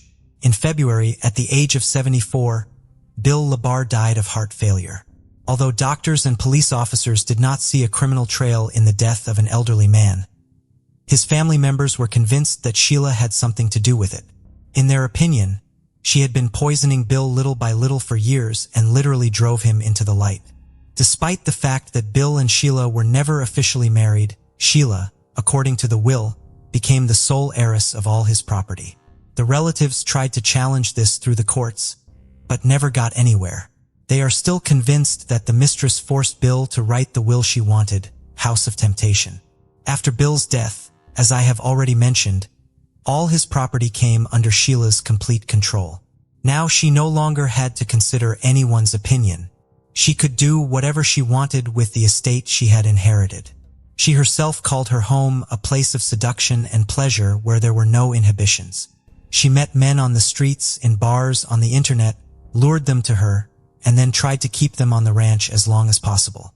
She didn't care about their age, skin color, or any physical appearance. She promised them unearthly pleasure and then sought to suppress and subjugate them to her will. Sheila regularly tried to seduce couriers by meeting them in the nude and offering an alternative method of payment. But she didn't take into account the fact that she herself was not getting any younger and was nowhere near as attractive as she used to be. It got to the point where couriers simply refused to come to her address. Neighbors noticed that on the ranch, Labar, constantly come different men, but some hurried to leave the place the same day. Others were delayed, but also for a short time. What was going on in the house itself could only be guessed at. Where had Michael Dolores disappeared to?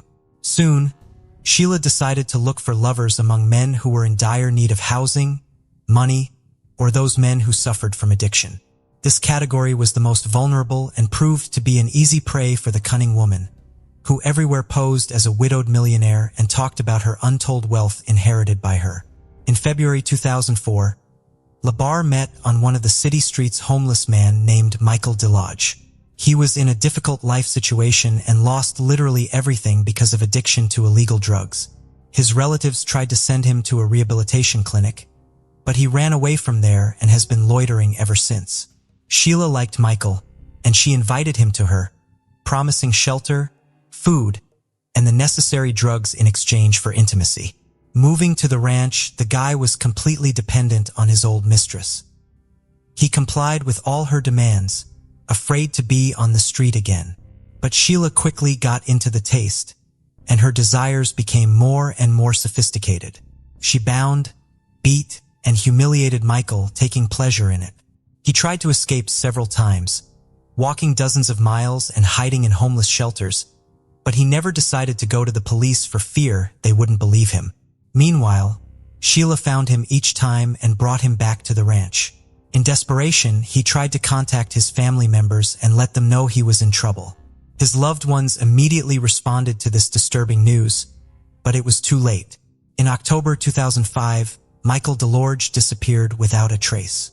When his family contacted Sheila directly, she stated that she and Michael had broken up. He had left her, and his current whereabouts were unknown to her. Michael did not show up at any of the places he had been to before. No one who knew him had seen him, and there was no way to contact him. Contacting the police was fruitless, and Labar remained beyond suspicion, trusting Kenny County. Sheila's tales of her exorbitant wealth were greatly exaggerated, and the house and automobile had to be maintained, so she was forced to get a job. Naturally, Sheila chose an occupation to her liking. She became an operator of intimate phone services. Since she had a truly enchanting voice, men fell for the bait and offered to meet her in person. Among such guys was Kenny County, who at the time of their acquaintance was barely 24 years old. The young man was attractive in appearance, very good-natured and open. However, he had a low IQ level due to which he was very gullible. This was exactly the kind of guy Labar was looking for. Kenny was very close to his mother on whom he actually depended, but Sheila, with the help of clever manipulations, managed to break this connection and literally lure Kenny to herself. She made him an unforgettable night of love and promised that they would be like this all the time. The young man decided that he had met the woman of his dreams, about which he informed his relatives and then moved to live in Sheila's house. But soon, Sheila showed the guy her true face, having arranged for him a real torture room in one of the rooms. Each time, intimacy inevitably turned into a brutal beating or something worse. Kenny's body was covered with bruises, abrasions, scratches, cuts, and burn marks, but he could not leave the house of the mistress who had completely subjugated his will. Sheila did not allow him to see and communicate with his loved ones, and his family could only guess what was happening to Kenny. The first alarm was raised by neighbors who periodically noticed the guy and were horrified by his sickly appearance.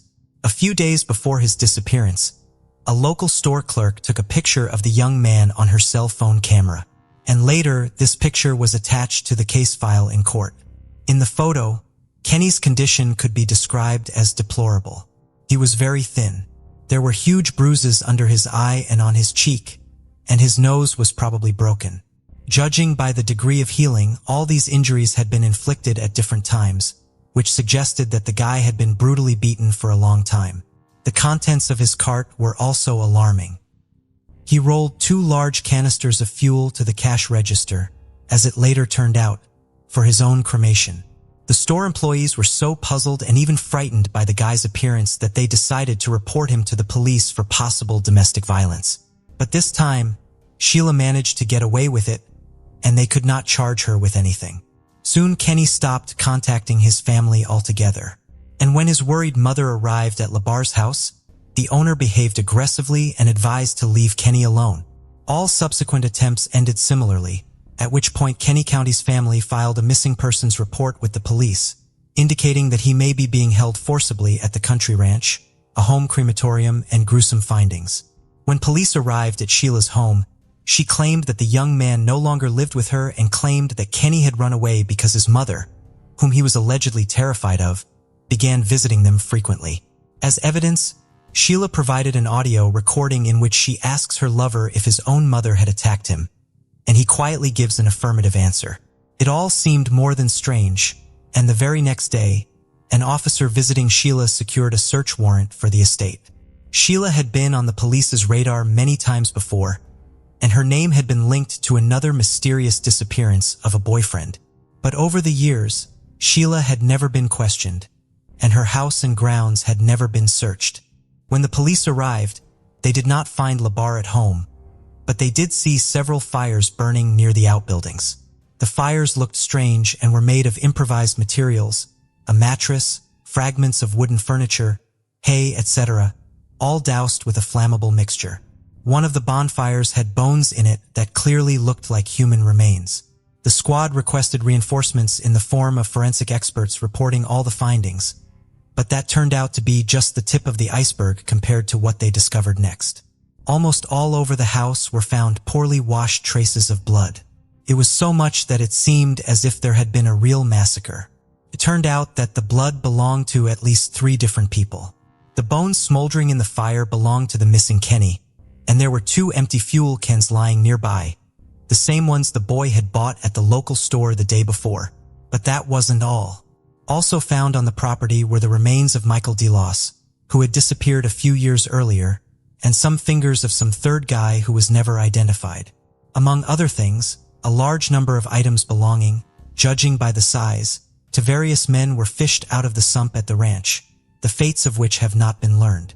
The hostess herself was not at home at the time of the police visit. She had figured it out and gone on the run. Sheila hitchhiked to Boston, where she obviously hoped to get lost. Moreover, on the way, she seduced one of the drivers who gave her a ride, and he trustingly invited her to live in his house. However, the next day, having seen on TV news about the search for a dangerous criminal, the new lover himself called the police and reported that Sheila is now in his bed. It was there that she was arrested. During the search of Sheila's home, another frightening find was made: a box of videotapes. On the tapes, Hanny Michael and several other men confessed to horrific crimes. But judging by the guy's appearance and condition, they made these confessions under torture. Since Labar's arrest, her mental health has raised a lot of questions, so the court ordered the necessary evaluations. Sheila was found to have a delusional disorder as well as signs of schizophrenia. She called herself an angel sent from heaven to protect children from rapists. It was Sheila's failing mental health that became the basis on which her attorney tried to build a defense. He called his client a profoundly sick person and tried to prove that she was not aware of her actions. The reason for this was the mental and physical trauma she had suffered as a child. The defendant herself claimed that many years ago, when she was in that terrible accident and found herself in a coma on the verge of death, she met with God, and the latter told her to cleanse the world of men who infringe on children. Sheila's ex-husbands and some of Sheila's lovers also spoke in court who, in one voice, called her a crazy, unstable, and extremely violent woman. And Wayne Annis, the third husband, said that the ex-wife repeatedly persuaded him to kill Mr. Labar in order to seize his property. But despite the defense's attempts to convince the court that Sheila was insane and in need of treatment, it was proven that she was aware of her actions at the time of her crimes. She was found guilty in July 2008 and sentenced to life imprisonment without the possibility of ever being released. All of her appeals were rejected. Sheila is now serving her sentence in Florida at Homestead Correctional Facility. The incredible case of Michelle Whitaker. Michelle Laurel Whitaker was born on August 16, 1969, as the fourth of 5 children to her parents. According to her mom, Laura Andrews, Michelle was extremely close to her entire family. However, this changed when they moved from Illinois to Gastonia, North Carolina, and Michelle's once happy demeanor began to fade.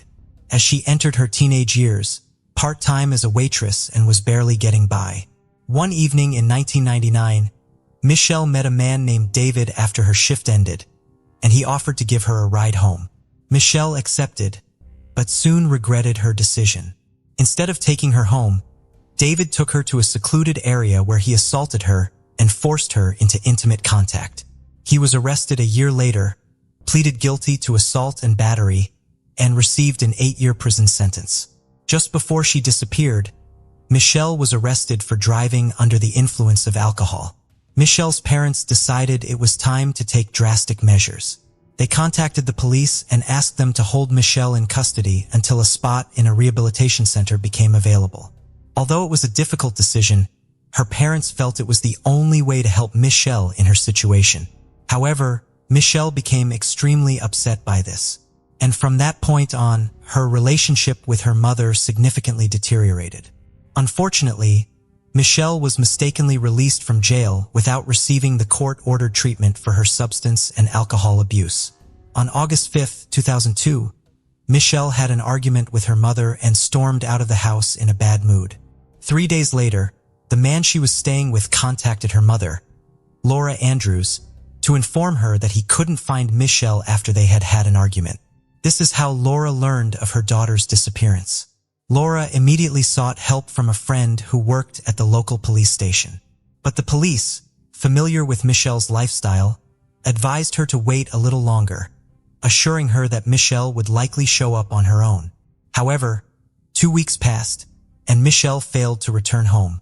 On August 21, 2002, Laura filed an official missing persons report, and local law enforcement began investigating Michelle Whitaker's disappearance. During their investigation, they discovered the last place Michelle was spotted, a truck stop. This information came from a local resident named Doug, who had met Michelle by chance on the street the day before she disappeared. Doug recounted that he had stopped his motorcycle outside a bar where Michelle was sitting and struck up a conversation with her. Michelle told him that she had had a fight with her boyfriend, and he had thrown her out of the house. Later that evening, they visited 2 bars together, playing a few games of billiards at one of them. They then took a ride on Doug's motorcycle until dawn, after which they went to his house.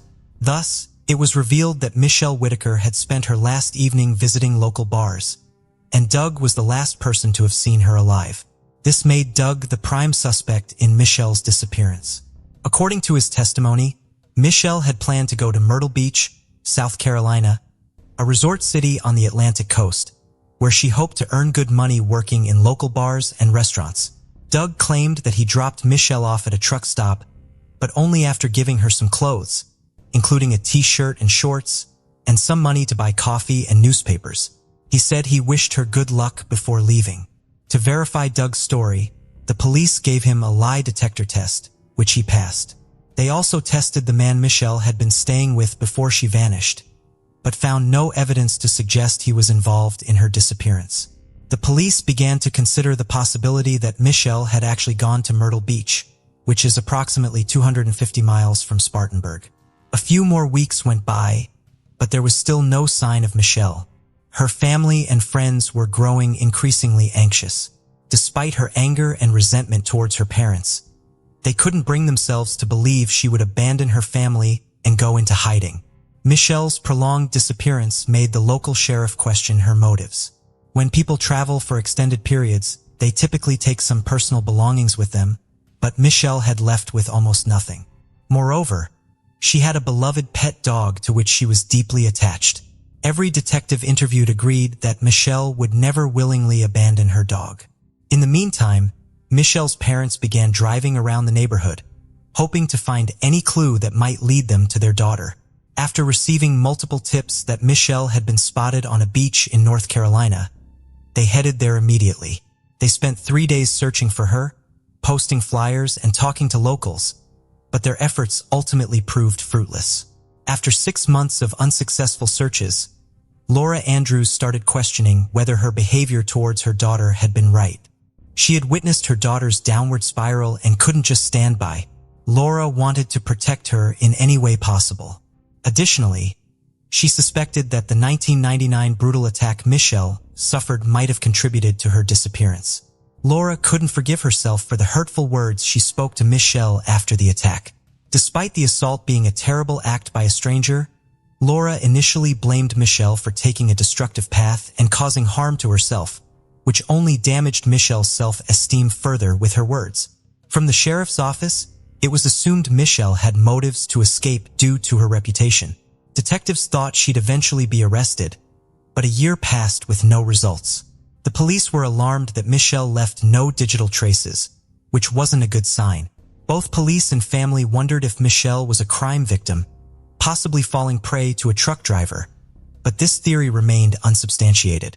2 more years passed with no leads. On the 3rd anniversary of Michelle's disappearance, after police and Laura Andrews visited the truck stop where Michelle was last seen, local TV stations revisited the story. Just days after Michelle's story aired on TV news, the Spartanburg County Sheriff's Office received a strange letter. The anonymous letter, handwritten on a small sheet of paper, claimed to reveal the location of Michelle Whitaker's body.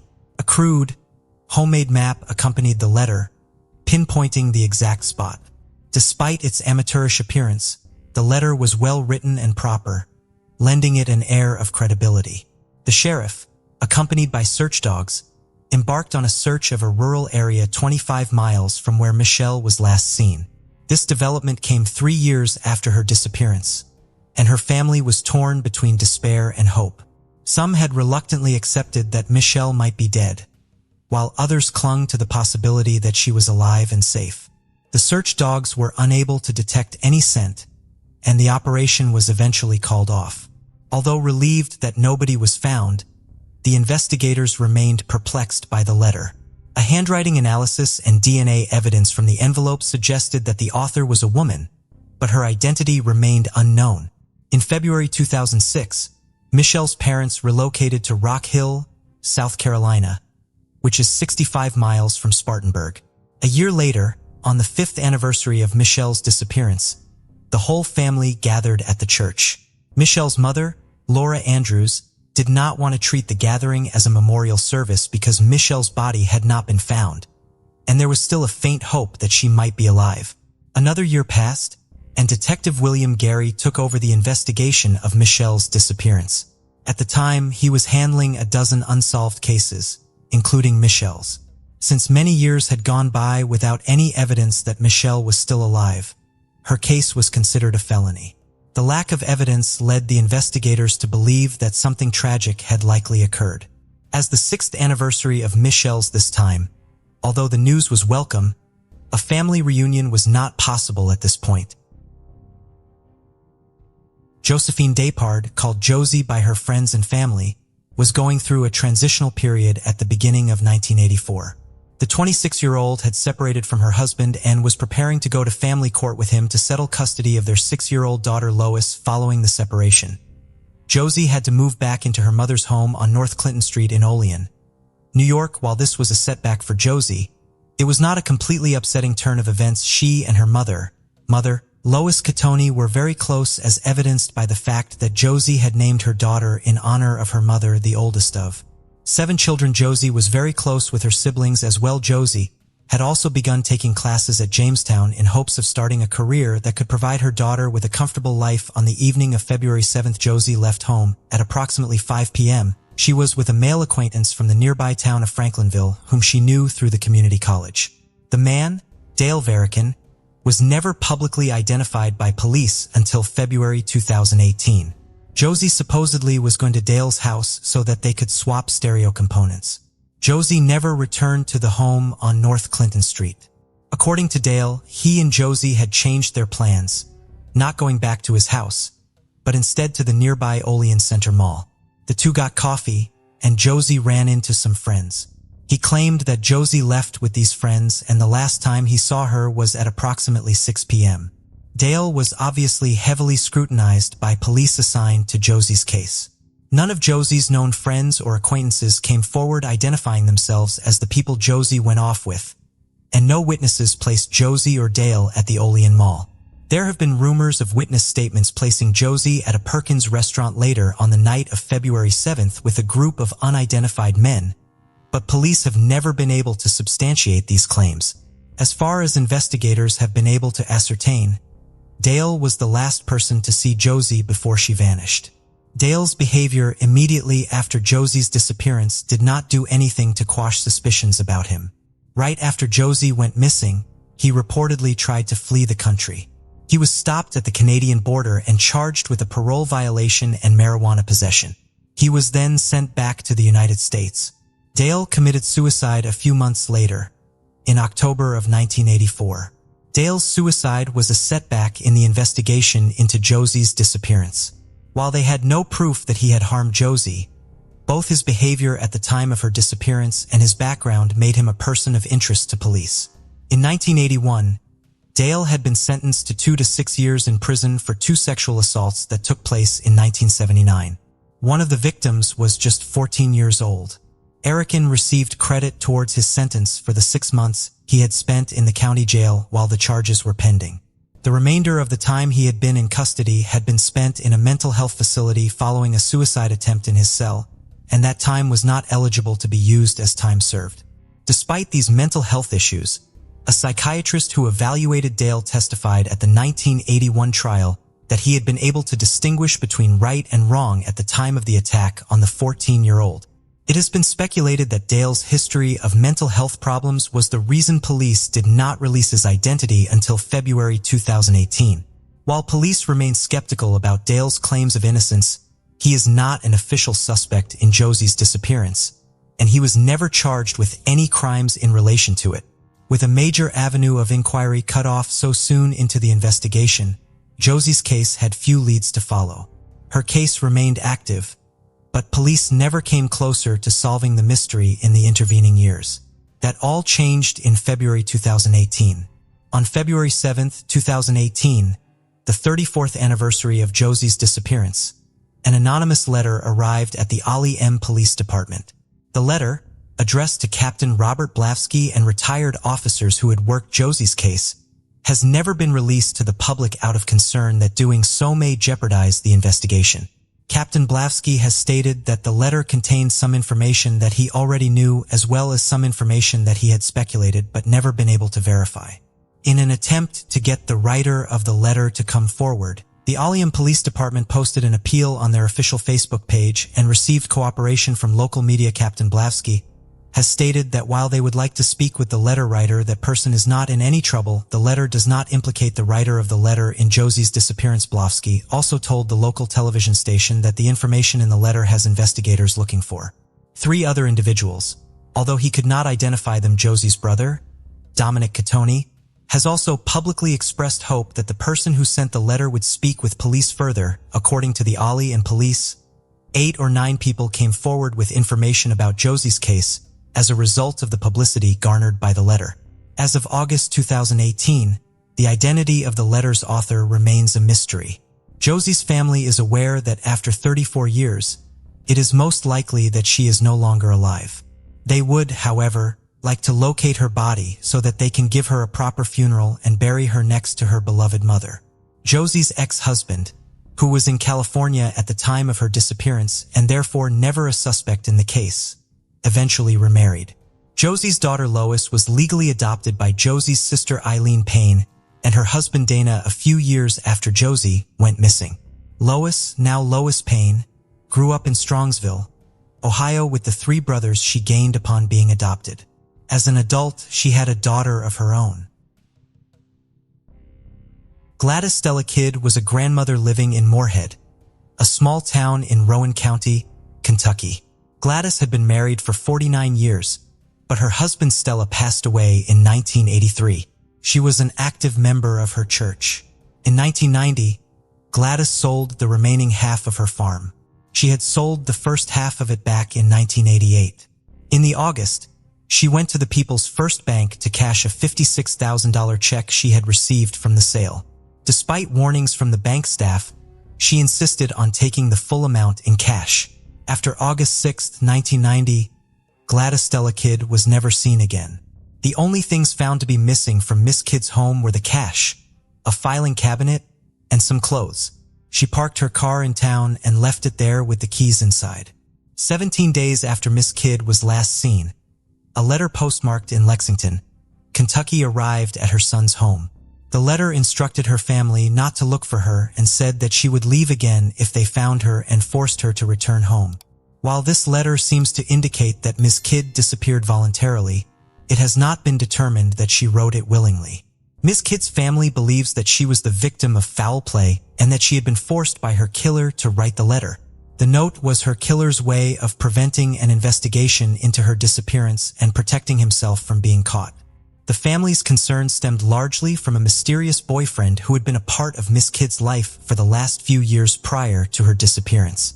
A few years after her husband's passing, Miss Kidd began corresponding on the phone and going on secret dates with a man that she refused to identify to anyone in her life. When calling Miss Kidd at home, this man would hang up the phone if anyone besides her picked up. Despite multiple family members pressing her for details on this man, Miss Kidd would always refuse to reveal his identity. All she would ever say was that he was a man known to the family and that they would be surprised when they did find out who he was. The secrecy around this relationship caused many people close to Miss Kidd to warn her to end it. According to a letter to the editor in the Norhead News written by Miss Kidd's granddaughter, Sandra Nathanson, her family believed this man to be a predator. She further implied that this boyfriend was the reason that the proceeds Miss Kidd earned from selling the first half of a family farm in 1988 mysteriously vanished. If this boyfriend had been using Miss Kidd for money, he would have had no use for her after receiving the proceeds from the sale of the second half of their family farm Having taken all of Miss Kidd's assets, this individual could have seen her as a liability once she realized her boyfriend's interest in her was purely financial.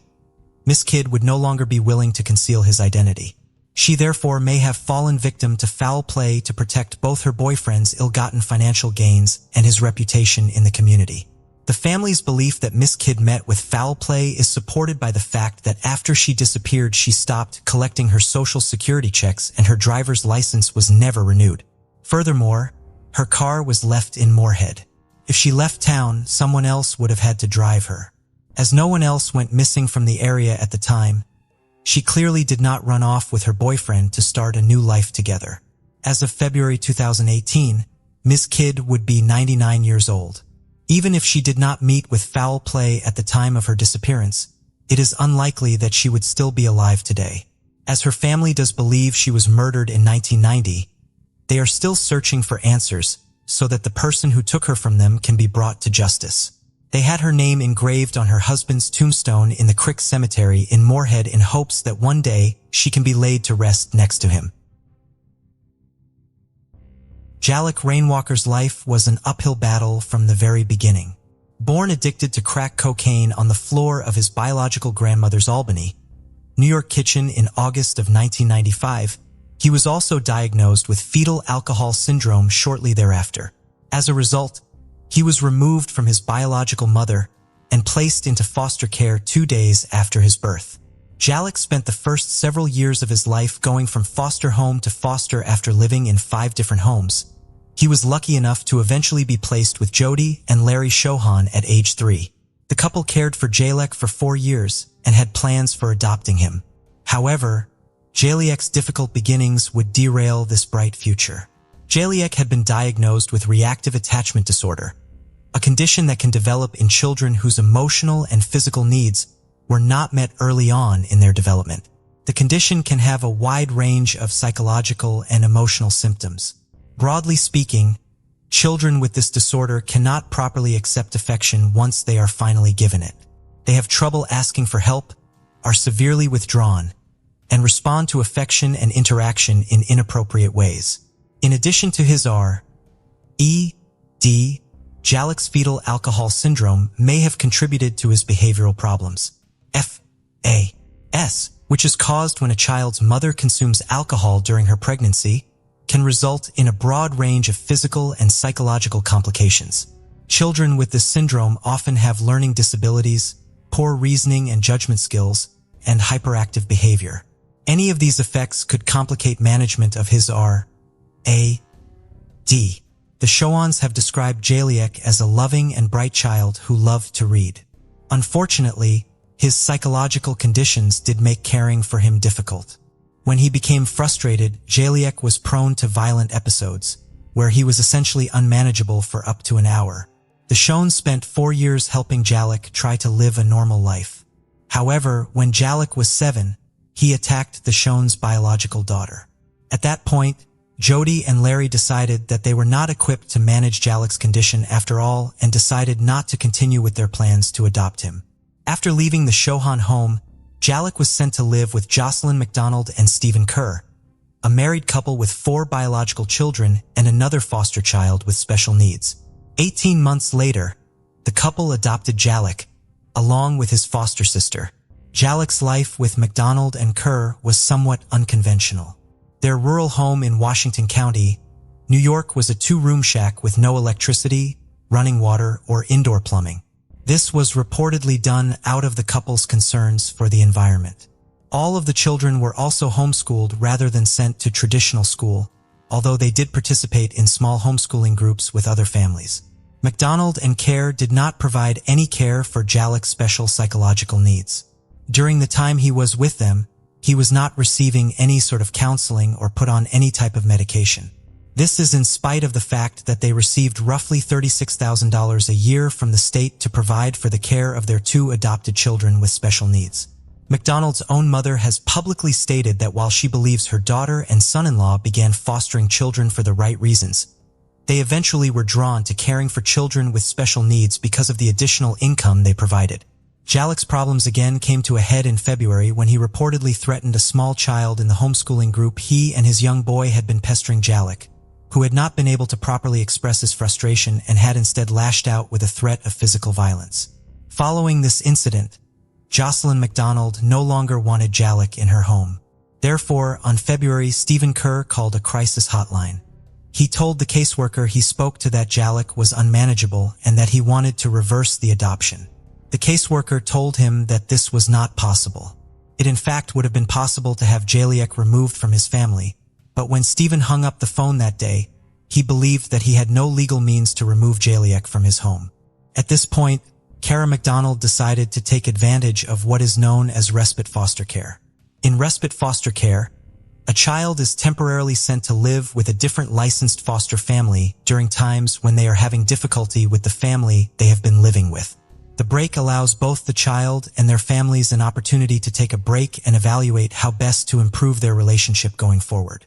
On this occasion, Stephen Kerr took Jallik to the home of Elaine and Tom Person, who have provided respite care for Jallik since he had been 7. As respite care is only a short-term option, Jallik only stayed with Elaine and Tom for 6 days. When Steve and Kerr picked Jallik up from their home on November 1st, he told them that Jallik would be going to another respite foster home the following day.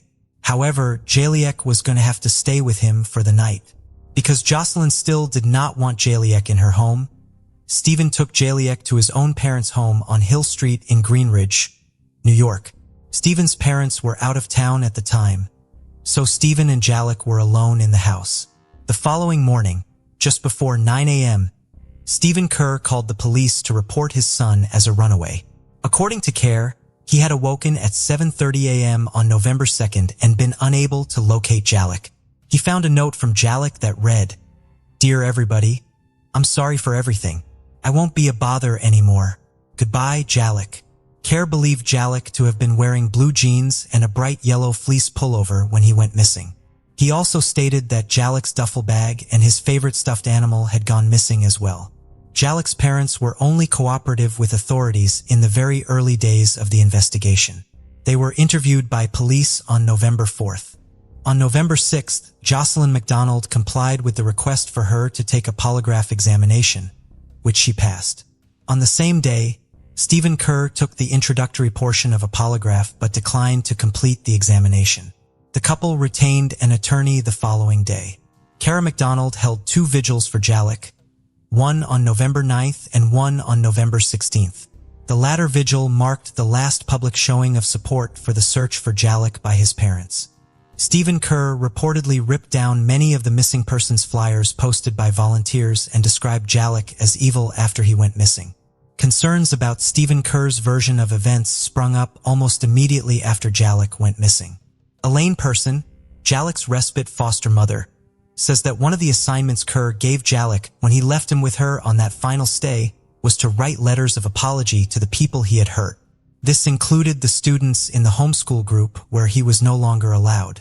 While Elaine did not see the letters Jallik wrote, her husband Tom did see Jallik writing them. She believes the note Stephen Kerr gave the police was one of those apology notes. If Kerr knew what this note was, why did he misrepresent it to the police to support the idea that Jallik had run away? In February, Stephen Kerr was named a person of interest in Jolie's disappearance. According to authorities, they had video surveillance footage showing a gold minivan consistent with one Kerr owned driving through Greenwich around midnight when Kerr had claimed he was sleeping. Furthermore, cell phone data showed that Kerr had not taken the route to his father's home that he had detailed in his interview with police. The duffel bag and stuffed animal Kerr said Jallik had run away from home with were found inside the garage of Kerr's parents' home.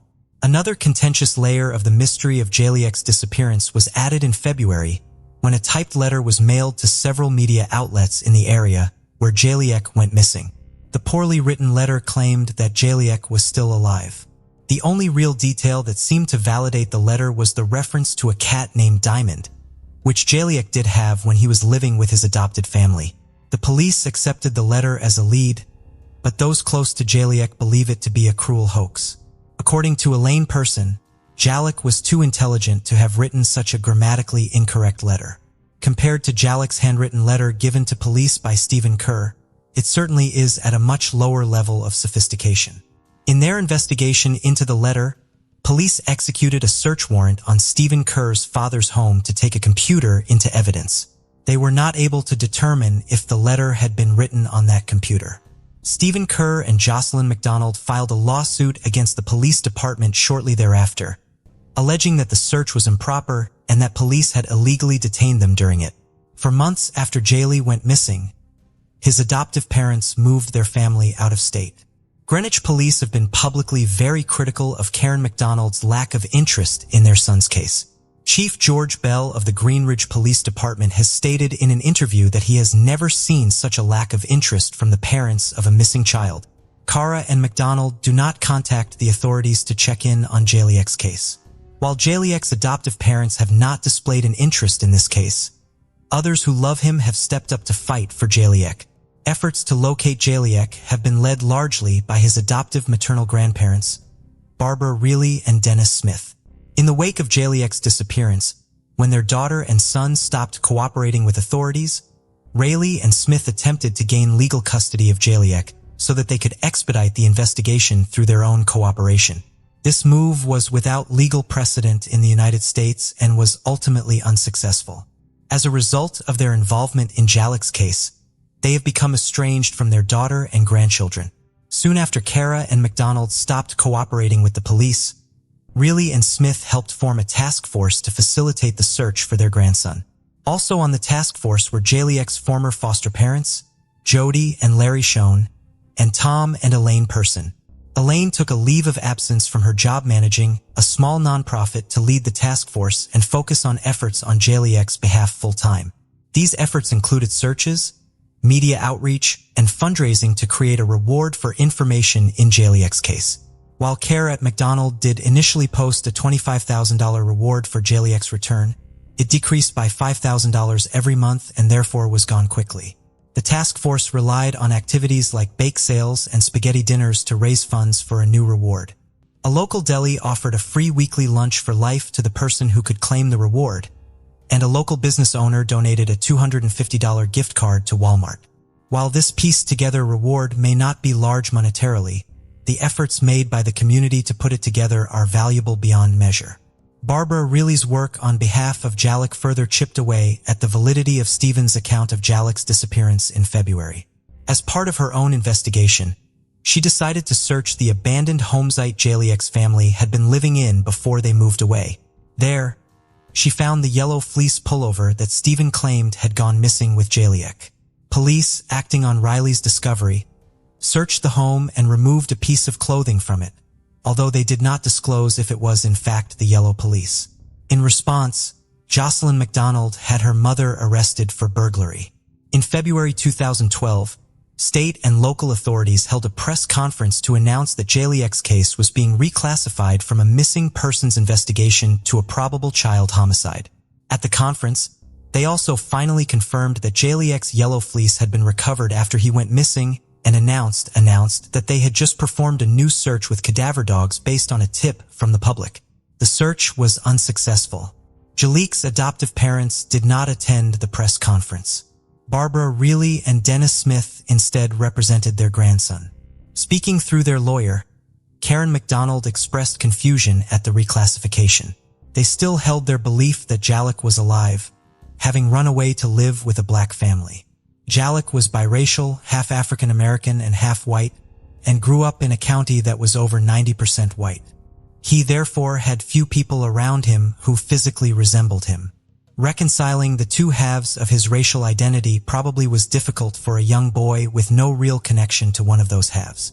McDonald and Kerr have stated that Jallik identified as black rather than biracial and probably ran away to live with other black people.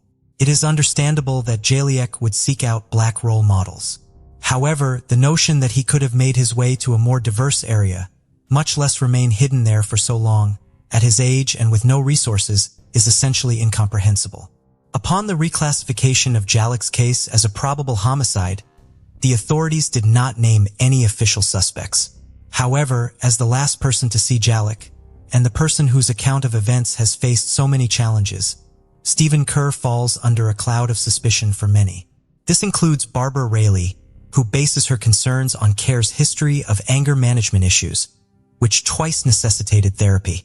She alleges to have once witnessed Kerr become so angry with Jallik that he dragged him outside of their rural home and repeatedly dumped him in a nearby creek. If Kerr were involved with the foul play that Riley believes took her grandson from her, she does not think that it was a premeditated act, but rather an impulsive act of rage.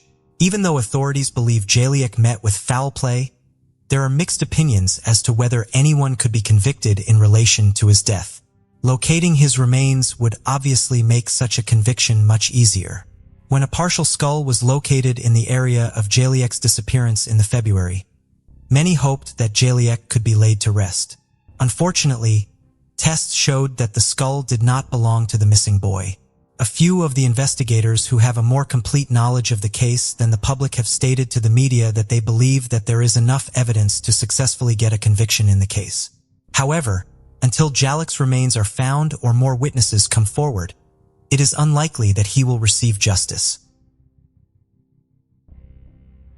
Bernard Ross Jr., known affectionately as Bunny, was 18 years old and living in his family home in Fort Kent, Maine in 1977. On the morning of May 12th of that year, Bunny was in a state of extreme emotional distress. Some reports indicate that he had been taking the antipsychotic drug Thorazine at this time, but there is little supporting evidence for this claim. What is known is that on that morning, Bunny left his family home in his parents' car without asking permission to use it. The car was later found at the home of his aunt, who lived roughly an hour away in Presque Isle, Maine. It is possible that Bunny had driven to the house in hopes of speaking with his cousin who also lived there. Bunny and his cousin were reportedly very close. While the Ross family car was unexpectedly found at Bunny's aunt's house, another vehicle was unexpectedly missing from it. On that day, a painter had been working inside the Presque Isle home. His truck went missing from the driveway outside of the house.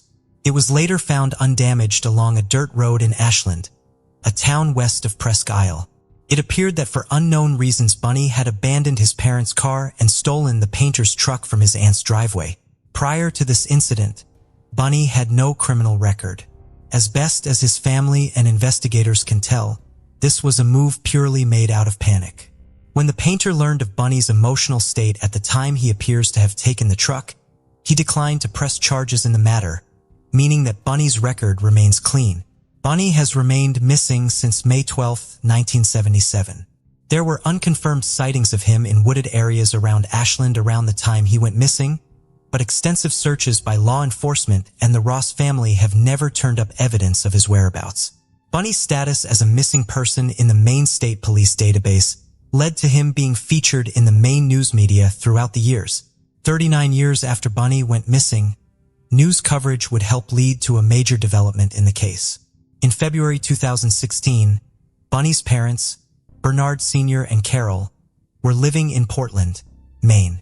Early in the year, they received an anonymous letter from someone claiming to have information about what happened to Bunny. The letter indicated that the writer had seen a recent article about Bunny in the Kennebec Journal and suggested that the paper run another story about the case. The Rosses took the letter to the Maine State Police. Ultimately, in May 2016, Maine State Police Lieutenant Troy Gardner decided to contact the media about the letter's existence and arrange for Carol and Bernard to be interviewed by the Portland Press-Herald. The exact contents of the letter had not been released to the public, so as to protect the integrity of the investigation. Lieutenant Gardner's desire to increase media coverage in the case had a dual purpose, to both reach out to the letter writer and increase public awareness of the case. While the information in the letter has not been verified, Lieutenant Gardner feels that it is important for him to speak with the letter's author. He indicated in his own interview with the Press-Herald that the cooperation with the media was meant to be an olive branch to the person who sent the letter. Lieutenant Gardner believes that speaking to the individual who sent the letter is necessary to either verify its contents and move the case forward or show that the letter is a hoax and close off that avenue of investigation. Even if the letter is merely a hoax, the Ross family deserves to know. The family has now endured over 4 decades of searches, sleepless nights, and requests to look at John Does from all around the country in an effort to learn of Bunny's fate. Learning if the letter is authentic or not will at least answer one of the millions of questions that must have plagued the Ross family since they lost their son all those years ago. whether the letter is factual and moves the investigation forward or is a terrible joke. Hopefully the attention it has garnered will one way or another bring closure to Bunny's case. Thank you for joining us on this journey into the depths of unsolved mysteries. Cold cases not only challenge our understanding of the past, but also ignite our curiosity and determination for answers. Remember to subscribe to stay updated on our latest investigations. And if you have any information regarding the cases we've covered, don't hesitate to reach out. Together, we can shed light on the shadows of the past and bring closure to those who seek it. Until next time, stay vigilant, stay curious, and never stop seeking the truth.